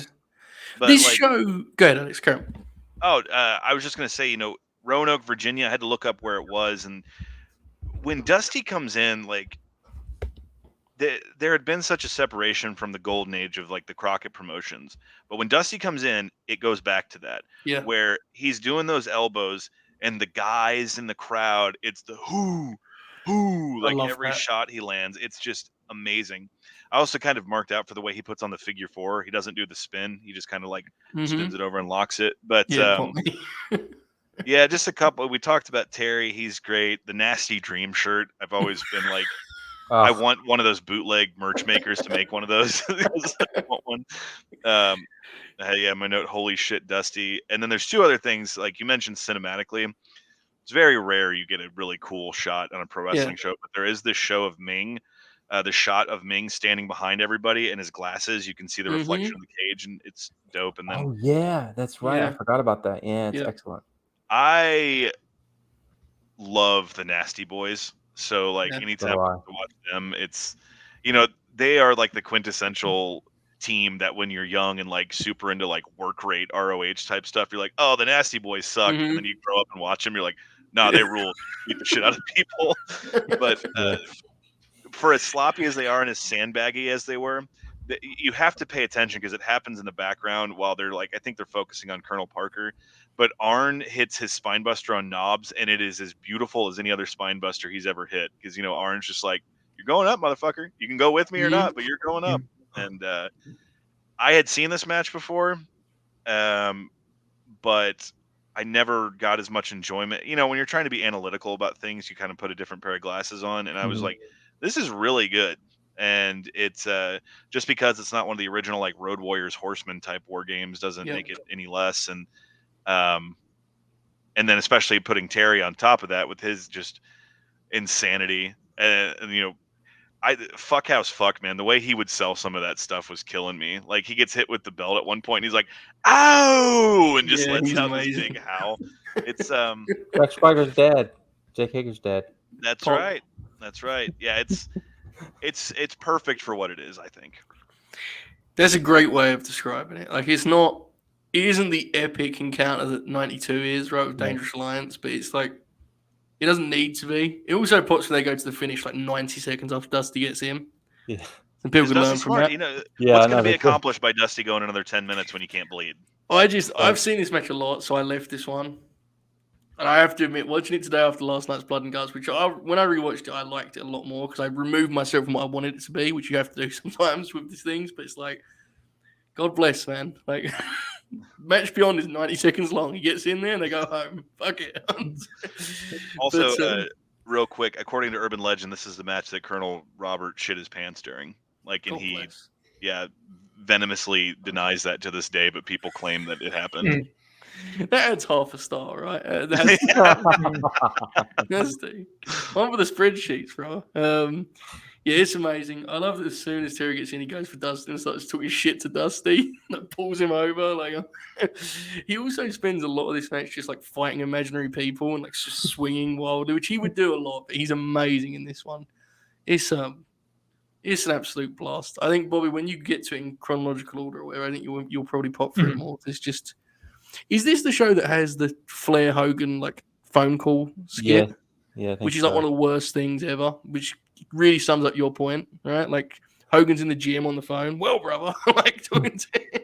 Was this during the time where they couldn't have him on the actual pay-per-view because it would cost them too much money? Like they would just like mention him. Possible. I think it was because his first deal was like so short term. I think was what it was. It was like. Because he works. I come in, I beat Ric Flair, dude. Yeah. Then we'll take it from there. Yeah, he works because he does the Flash in the rematch, the first. Yeah, rematch. He does Havoc and then Starcade. The retirement match, retirement cage. Goddamn retirement match. Anyway, Jerry's incredible on that, by the way. It's not that the match is bad. It's just like why'd they do it? Like no one understood why. Anyway, I just always, Yeah, Sherry was great. 94 Sherry Martel, brother.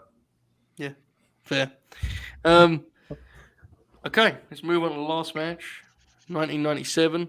Born to be Wired.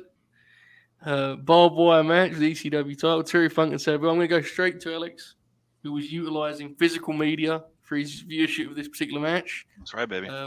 I could not relate. I was tackling a Daily Motion video that was kicking the shit out of me. I was very unfortunate. Why is this not on the network? I don't know. But Alex, you had it right in front of you. So I'll start with you, pal. Let's get into Terry Funk and Sabu. Go ahead. All right. So we got to set the stage a little bit here, too, Yes. in terms of Terry was the ECW champion, having won it at Barely Legal several months prior to this, and coming in here for the barbed wire match with Sabu. Now, Terry had a barbed wire match in ECW prior to this. In the infant days of eBay, I remember a young Alex buying Heatwave 94 on VHS off eBay, which saw Terry and Dory Funk Jr. in the ECW arena in a barbed wire match with Public Enemy. That it's not great, but you need to watch it because Terry and Dory come out like in their farming gear, so they're covered like head to toe, so the barbed wire doesn't do anything to them. It's excellent. This also, like, for those that remember, was like when I first got the internet and learned about this. This was like one of the most like coveted and like infamous matches possible. I remember like before GIFs and whatnot, it was just like screen caps. I remember the one of Sabu with his back in the barbed wire being like really popular. And ECW, sold a shit ton of home videos off of this because they would do the ads where born to be wired and, too violent to show here, that type of thing. And I eventually, when I was like 14 and Pioneer Video started releasing those, they did a compilation called Deep Impact that had this match on it. And that's what I dug out and watched again today. And it's like, I remember being, 14 or whatever, and it was like, oh, I finally get to watch this. And when it was over, I felt dirty. I was like, why did I just watch that? Like, this is like, it's the whole thing about ECW with the pay-per-view, how they couldn't get on because people thought they were like real. Like they thought it was, these guys really trying to kill each other. Even at 14, where I was like, all that shit I see on Monday night's fake, but this is like, they're killing each other. What's going on here? And it's not a good match. I think that's one thing that needs to be said. I think Terry's performance in it, and if you respect this type of thing, what Sabu puts himself through in this is commendable. It's a match I think everyone has to see because it's like this kind of really famous point in ECW's history. And sadly, it was this match that kind of, because of its accessibility and widespread like appeal, like with the kind of the advent of the internet, this is kind of what CZW built off of. Because I don't buy the excuse that that's Onita's fault, because Onita was selling out stadiums, so he just figured out a way to do it differently. But the ECW stuff is like kind of, this match in particular is where it comes from. But it's just wild. It's this fight with, just when it starts and you see the aesthetic, it's like, this is crazy. It's literally like, I remember reading about it and thought it was just like made up, that they took the ropes down and replaced them with barbed wire, and then seeing it finally, it's just nuts. So Terry Funk was supposed to win this because a week after this, they did their second pay-per-view, Hardcore Heaven 97. And the finish for that, to my understanding, was always going to be Shane Douglas was going to leave the pay-per-view with the belt. But at the end of this, they legitimately couldn't move. They got tangled in that big ball of barbed wire. So, Sabu's like, let's get out of here. And then Terry kicks out the first time, and Sabu's like, fucking stay down. It's got some awesome moments in it. I mean, Terry's punches are always just something to behold. This match has, like, to me, one of the best looking pile drivers ever in wrestling, because Terry picks Sabu up for the pile. It's incredibly dangerous. I don't recommend anyone do this. He picks him up, and Sabu just flails his arms out to the side, trying to fight it off. Yeah. And then Terry just spikes him, and it looks just absolutely devastating. And it's one of those things of like, you could show this to like the most jaded or even just like detractor of pro wrestling. Oh, it's fake. That's plastic. The second Sabu hits the barbed wire, it just starts shredding his gear. Like, it starts cutting him up, and his pants get all torn apart. And then, of course, when he flies into the corner and rips his bicep open, that was, for those of y'all who remember VHS, pausing, you couldn't get like a clear image when you tried to pause or do something in slow-mo in VHS. So when I got this DVD on my PS2 and it was the crystal clear vision and you could go in slow-mo, I must have slowed this down 100 times and, called my neighborhood friends over, like, who didn't even watch wrestling. I'm like, you got to see this thing. This crazy guy gets his arm torn open. But it's, and, Sabu just metal as hell, just starts taping his arm up. And It's nuts. Terry, like, after that, he yells at him, I don't give a shit. I was just like, God bless, man. It's there's also something I felt poetic about this match ending after we did the Sheik match, who of course is Sabu's uncle. Yes. And Sabu does the spike gimmick in this one too. And it's an experience. And like I said, it's easily, like, fundamentally from the list we've done, the least good match, but it's one with this just insane legacy, and it being the one we end on, that he's his oldest when he was doing this shit, is just absolutely bonkers. I'm glad that you led there, because I was slightly concerned about this part of the show, because I didn't want to be the kind of odd man out on this match, because I don't have a great degree of experience with this era, and I have no nostalgia for the first time I watched it or anything like that. And I think there's obviously, I agree with you totally about this is a match someone you need to see it. It's like a grotesque kind of spectacle, and Terry's always a pleasure to watch, and Sabu's fucking nuts, and Mm-hmm. But it is at the start of it, I was kind of wondering if they were going to do something that Onita was great at in terms of the match with Terry Funk is famous for it. Because at the start, Terry's doing the thing where he's kind of cornered, right, and he's like measuring around. But when they go once in the barbed wire, from there it's just barbed wire and like non-stop, right? Mm-hmm. It kind of amazed me how access was, and that's the appeal of it. It's insane, it's completely irrational, and that's why it's so effective. But it does kind of get redundant for me at some point, like it's when guys are wrapping themselves in it, it's like, man, I don't know. And again, it's not that it's not good. It's just it's kind of it's the least one that appealed to me personally. Of these matches, which speaks more to the other matches, but it is something I think you need to see. Bobby, I'm assuming you've never seen this before. What was your reaction to Terry and Sabu's barbed wire match here? Yeah, I mean, it is an experience. It's not very good, but like, am I glad that I've seen it once now? Yeah, probably. I mean, there were parts that did pop me. Like, it's just Probably. yeah. I mean, it's one of those things where, like, it's crazy to watch this sort of thing happen, but like, you're kind of glad you see it. Yeah. And yeah, I mean, I think his age comes into play too. Like, he's 51 here, probably. He's in his 50s, I believe, at this point, because I think he's 60 at One Night Stand. This was about 10 years before. So, well, he was 45 in '89. So, someone did the mathematics. 53. Yeah. So that's part of it too. Yeah, I mean, it got a little kind of crowded at the end and stuff, and that's not really the point, though. It's not like designed to be laid out as a good match. It's just supposed to be this kind of spectacle, and it did its job.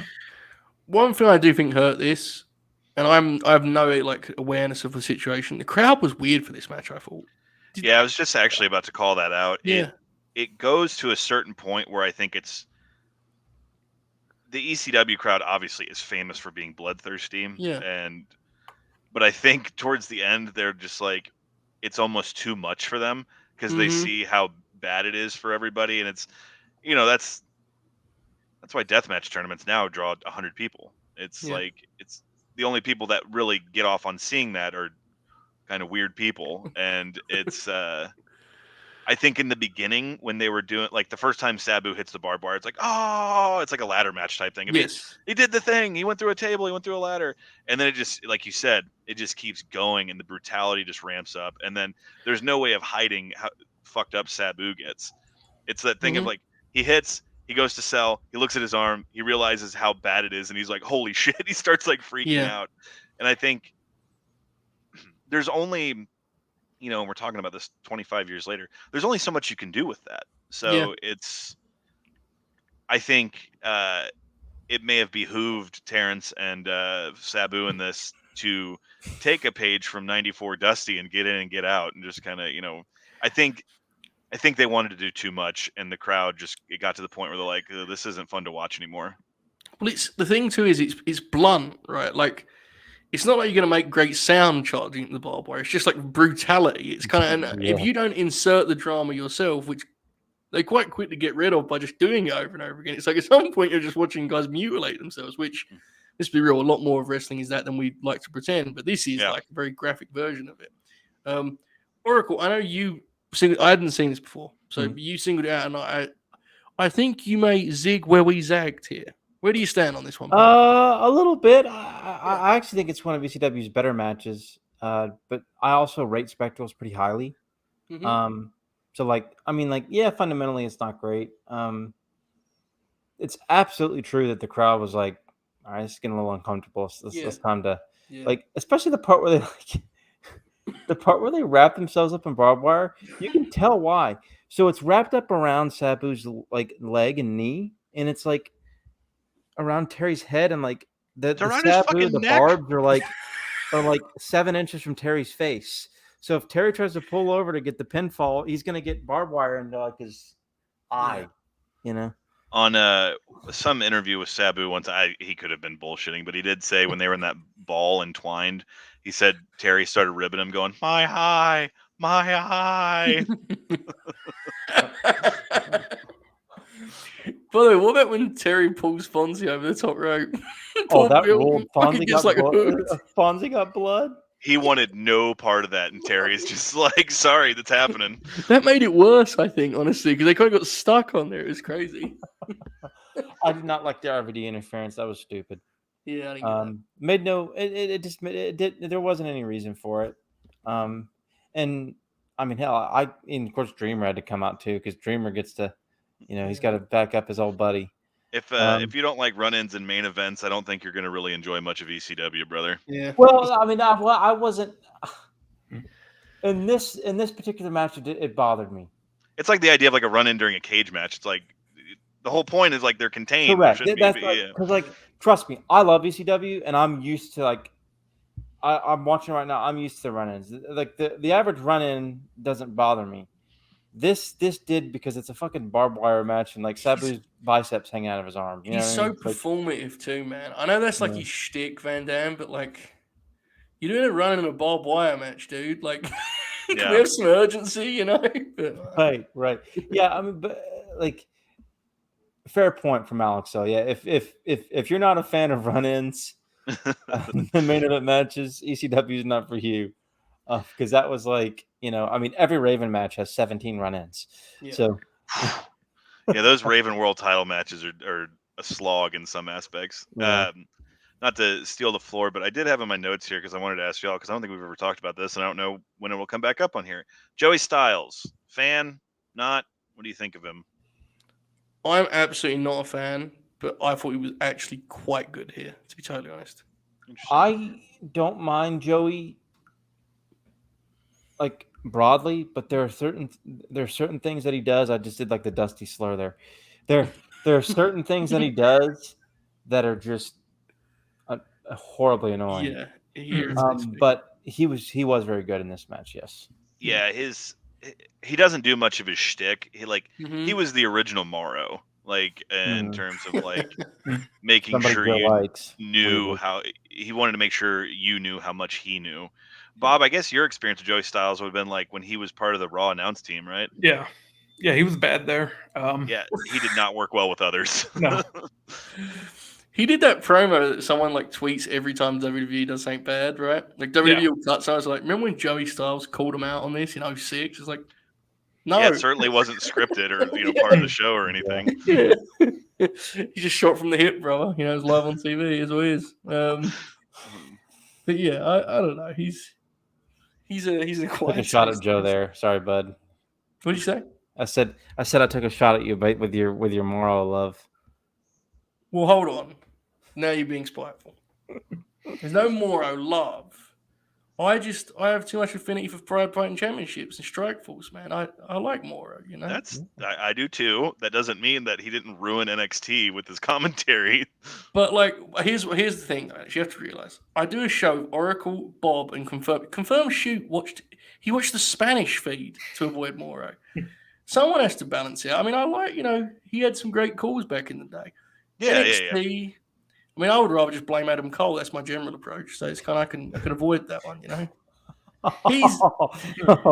He's look, everything you say about him is true. It's just this is going to turn into a different podcast. The one thing I say about Moro is, and Joey Styles for that matter, I do think there is something to be said for announcers who we all have an opinion on, which, if we're being honest with ourselves, is increasingly rare. Because I don't know if you've seen the new crop of lead announcers in wrestling, but they're just dudes. You can't split them from each other. Yeah, there's one guy named Dylan Hales, just a dude, good guy. Who'd he ever beat, right? But I don't know. I'll roll with that take as far as Matt Stryker. Matt Stryker was bad. I will say There that you go. about him. There you go, Bob. Matt Stryker. I'm marking out, bro. He's bad too. John Cena's free. Fair. Anyway, enough about Moro. Did anyone ever say anything about this match? It's this and Kimono Wanalea stripping are the two top ECW video sellers in terms of they just pumped it out. And you think about, man, that aesthetic of that 97 ECW arena is just so iconic to me. But you think about where both companies were at this time. Of course, people saw this, and that's why ECW cultivated the rabid fan base it did. Obviously, Austin was. This is August of '97, so Austin isn't riding Zambonis to the ring and going crazy yet. WCW was Luger doing just well. won the belt a few days before. Yeah. They hadn't dropped the ball yet, but still, it was if you were looking for something different, this would definitely be it. And I think it's just so fascinating that it was Terry Funk. I mean, he had a lot of matches in ECW where he did a lot of shit he really didn't need to. And it's what we just said, this whole discussion, the story of this match and it's kind of just spot in history is more interesting than the actual match itself. Yeah, I would agree with that. That's a good way to put a bow on it. Now, this forget just the 90s. Let's do the rest of Terry's career, 90s and on. Great matches you'd recommend. This throws man. So you mentioned the Onita match earlier. The Onita match is great, right? That's the icon. We lost Joe there for a minute. Bobby brought up earlier. My back. Bobby brought up earlier the One Night Stand deal, which is probably his last great match, right? You would say. Yeah. What other ones come to mind? I believe. He had a match on Raw with Foley that was like a street fight. 98? Yeah, fucking ruled. With Austin on commentary, right? Yeah. Oh, what's the son of a bitch doing? And Terry, God bless him, does a half turn moonsault onto Foley and a gaggle of people. Again, it's not one of the greatest matches you'll ever see, but you need to see the triple threat and the main event from Barely Legal once, just like Terry and everything he does in that. Y'all are you're gonna think I'm lying. Sold Out 2000, Terry Funk versus Kevin Nash is amazing. It's this 5-minute just insane brawl that it doesn't feel like it should exist, but it does. Fair. That's fair.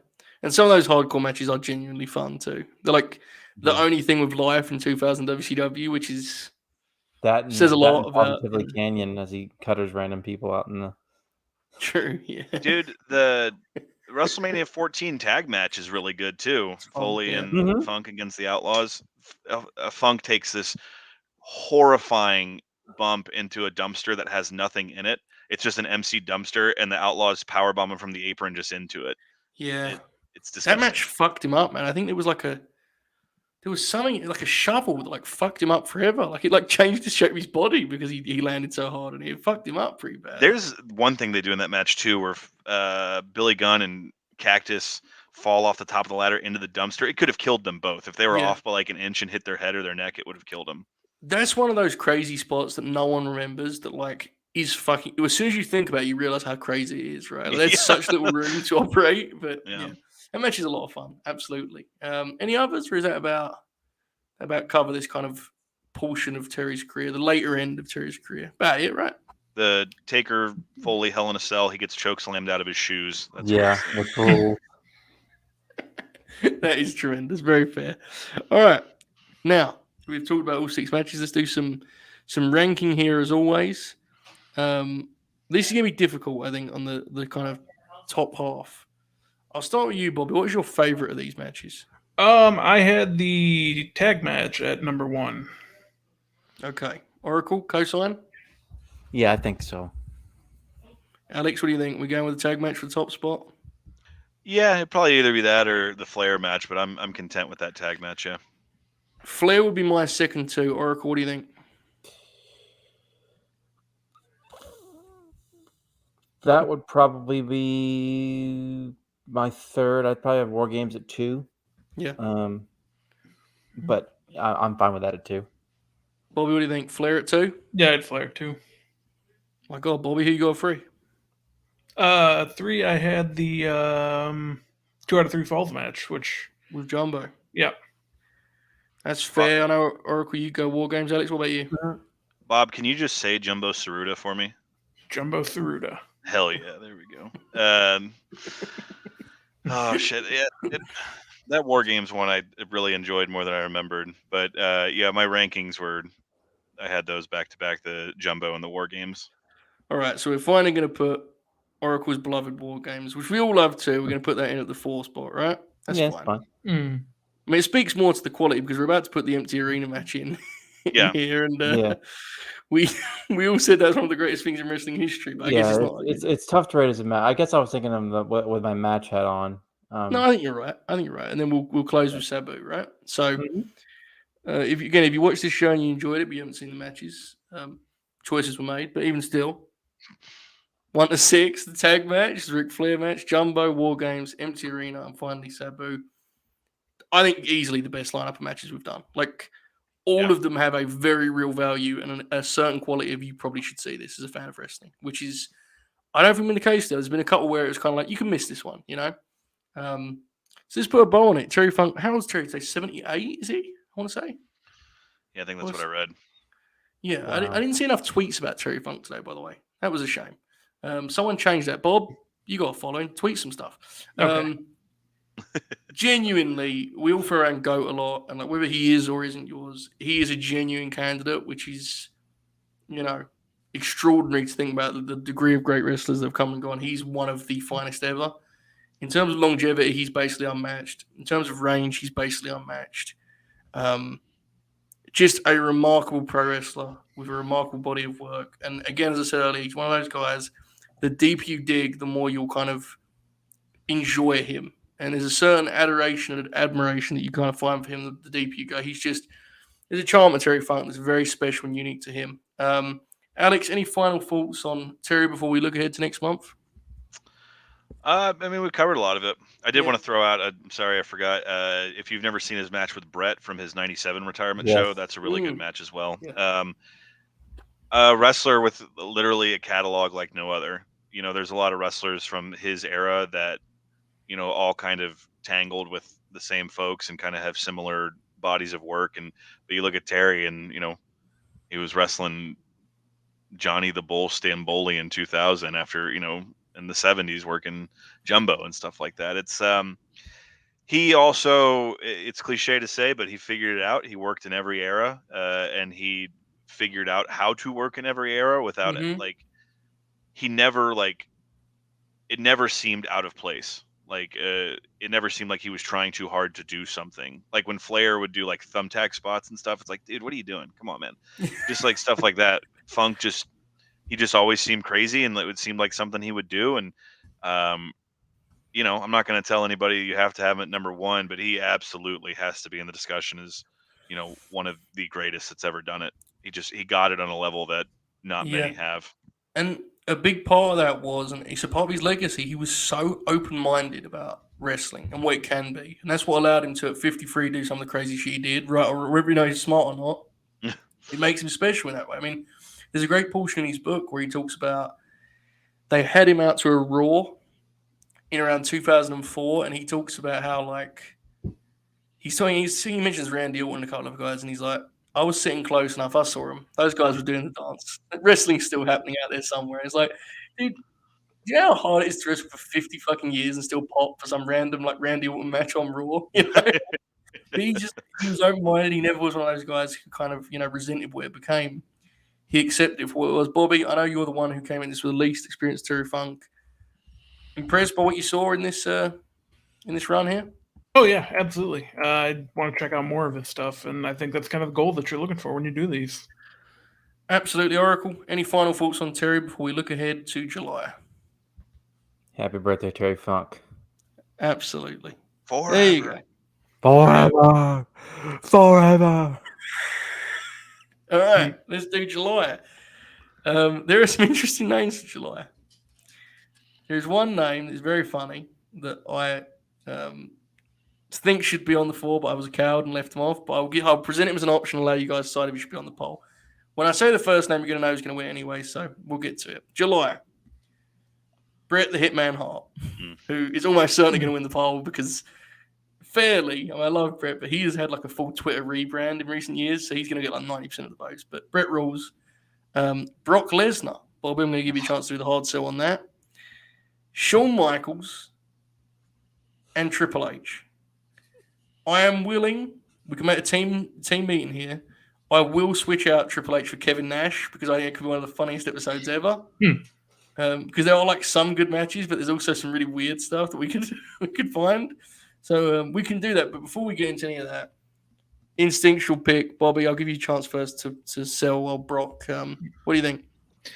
Yeah, I think, the big thing is now that it's been 20 years since that first run, I think a lot of it's kind of been lost on people. And there's a lot of really good stuff in there. And I was thinking to myself, like, can you get 3X out of it? And yeah, I mean, you got the first run, and then he's kind of become different in the two halves of the second run. Yeah, I think so. So I think there's enough there. I don't think he's going to win, but we could definitely get a lot of good stuff out of it. He's the second best candidate, I think. Yeah. Like, I think, to me,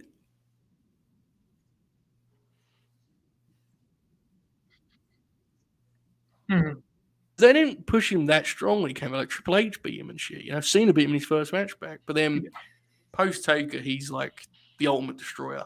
Triple H, they had that cage match, remember, where Triple H camouflaged a sledgehammer in silver to it so he could... Yeah. Alex, is that your way of telling us that you're picking Triple H to be the Grin Grappler for next one? Well, I do need to call out here, All Pro Joe in the comments mentioned the Triple H Kevin Nash Hell in a Cell. I legitimately think that is like the single most underrated match of the Ruthless Aggression era. It is so... It's very good, yeah. So good. I mean, I can recite a lot of Bret's work, page and verse. I'm going to be a very bitter man if we end up talking about Shawn Michaels. But yeah, Brock, man, there's a lot there. Like Bob was just saying, a lot of people forget like all the shit he did, like in the first run, like all the people he wrestled and like the different. He was having those bangers with RVD, and his match with The Rock was great, and all the stuff with Angle. There's a really good hidden gem where hidden for a reason. It's Brock and Benny against Team Angle from a pay-per-view. That's absolutely fantastic.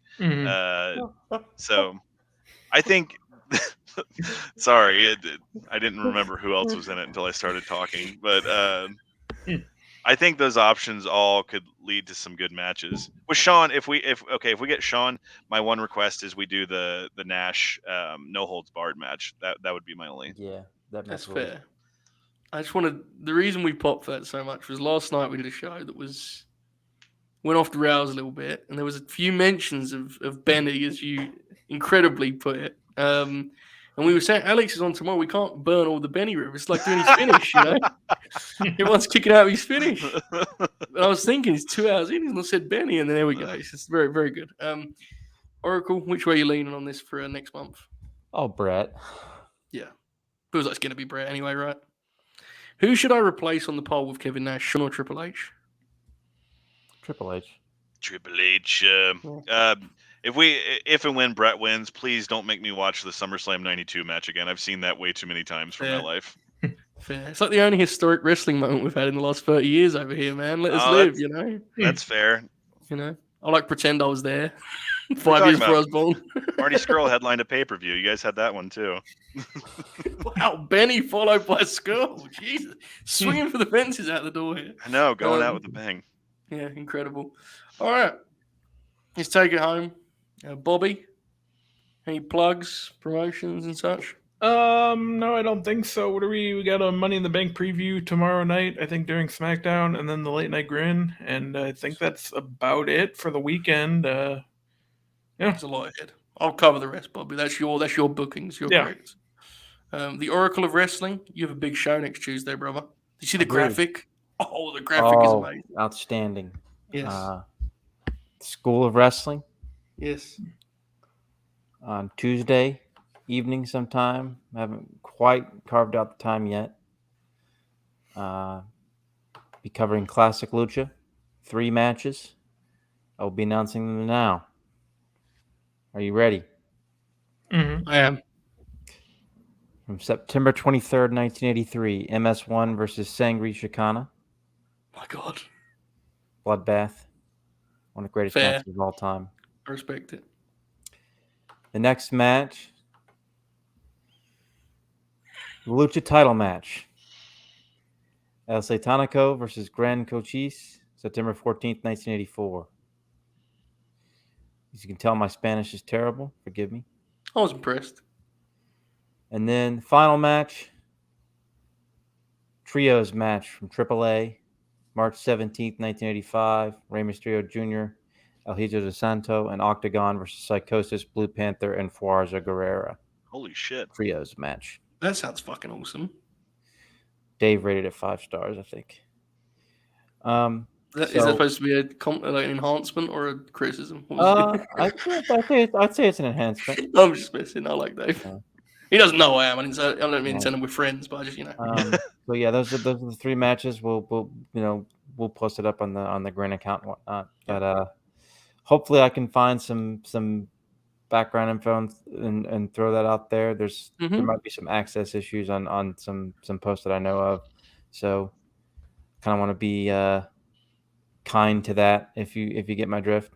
Yes. So I may have to find a way to because Lucha's it's a different game altogether. But I'm excited. So Tuesday, School of Wrestling, those 3 matches. Join us tomorrow for the Money in the Bank preview show, about 8 o'clock. The flagship at 11, or as I say, 11:05 or 11:07 Eastern. Behind the paywall. And then I'm assuming, maybe, possibly, I don't know, we may do a Money in the Bank review some point early next week. We'll see. Should we try and do it Sunday? Might not be a bad idea. Sunday. Is it starting early on Saturday, or is it going head to head with the UFC? I have no idea. Bobby? Good question. I think it'll just go head to head because it's already starting early local time. Oof. I just think because they're on Peacock, I think they just don't care about that stuff anymore, which is kind of a good rib. I respect it. Yeah. You paid us, you deal with the consequences, right? I don't know. The whole thing, doing it in Vegas on a Saturday is incredible. Now. Well, it's also it's UFC. Like people that don't follow MMA, I was like, they're running against the UFC in UFC's hometown during UFC's WrestleMania weekend. Yeah. Mm-hmm. God bless. It went without Cody, by the way. Yeah, don't remind me. Terrible times. Alex, the Contrarians, and as always, rocking and rolling, promoted as always, pal. Go ahead. Yep. I'm on Twitter at Contrarian Alex. Film podcasts I do, The Contrarians. We're on Twitter as well at Contrarian Prime. You can find our website, wearethecontrarians.com. Check that out. That'll have all the info you need on it. What are we doing most recently? We recorded last night. We did Last Action Hero, so that's coming up. That was my first time watching that, and that is a hell of a film. So, check it out. Follow me on Twitter and tell me that I'm an asshole for calling him Benny, I guess. I always see it as your kind of way of softening the blow. Oh, absolutely. It's like we laugh so we don't cry coping type shit. Yeah, I mean, I know it works, but I respect it. It's an effort. More than most of us do, right? We just kind of avoid the thing. But thanks for having me. I always love doing this shit, and I love just kind of bantering with y'all. And this is always I look forward to this every month. So I appreciate you guys having me again. Always a pleasure, absolutely. Folks, if you're watching this on the YouTube or you're watching it on Twitch, it's about to be July. If you're on YouTube, it is July. And if you're watching this thinking, this is pretty good. I like these guys. Well, you're in luck because these guys, 3 of these guys, it's for Alex on his own Patreon thing because it's great, but 3 of these guys plus another guy, sometimes a girl, we do a wrestling podcast every Friday night with Late Night Grim. It goes 3 to 4 hours. We have absolutely nothing left to talk about. I've done 45 episodes. Bob has told me he has a monologue plan for this week's show that he tends to go 25 minutes. Mhm. That's the thing that's happened, right, Bob? So, Yep. I believe that's about politics and wrestling, you said? Right, yeah. Mm. Yeah, so sign up, Late Night Grin. Sign up for Late Night Grin, folks. Yeah, absolutely. $1 will get you that. Oracle, you're tremendously useful in that regard. Like Stephanie, and whenever I come back, I just hear you saying what I was about to say. It's amazing. So, we hope you've enjoyed this. It's always a lot of fun to do these Grin Grapplers, and next month we look forward to doing Bret Hart because we're definitely going to be doing Bret Hart. That's fine with me. Support Alex, latenightgrin.com, as I said. Contrarians podcast. Got me through a couple of plane rides on my vacation, by the way. It's the Contrarians. Oh, Deep catalogue, brother. Deep catalogue. Sitting there pumping my fist at the semi-pro praise. Good stuff. Very, very good. It's a conversation for another day.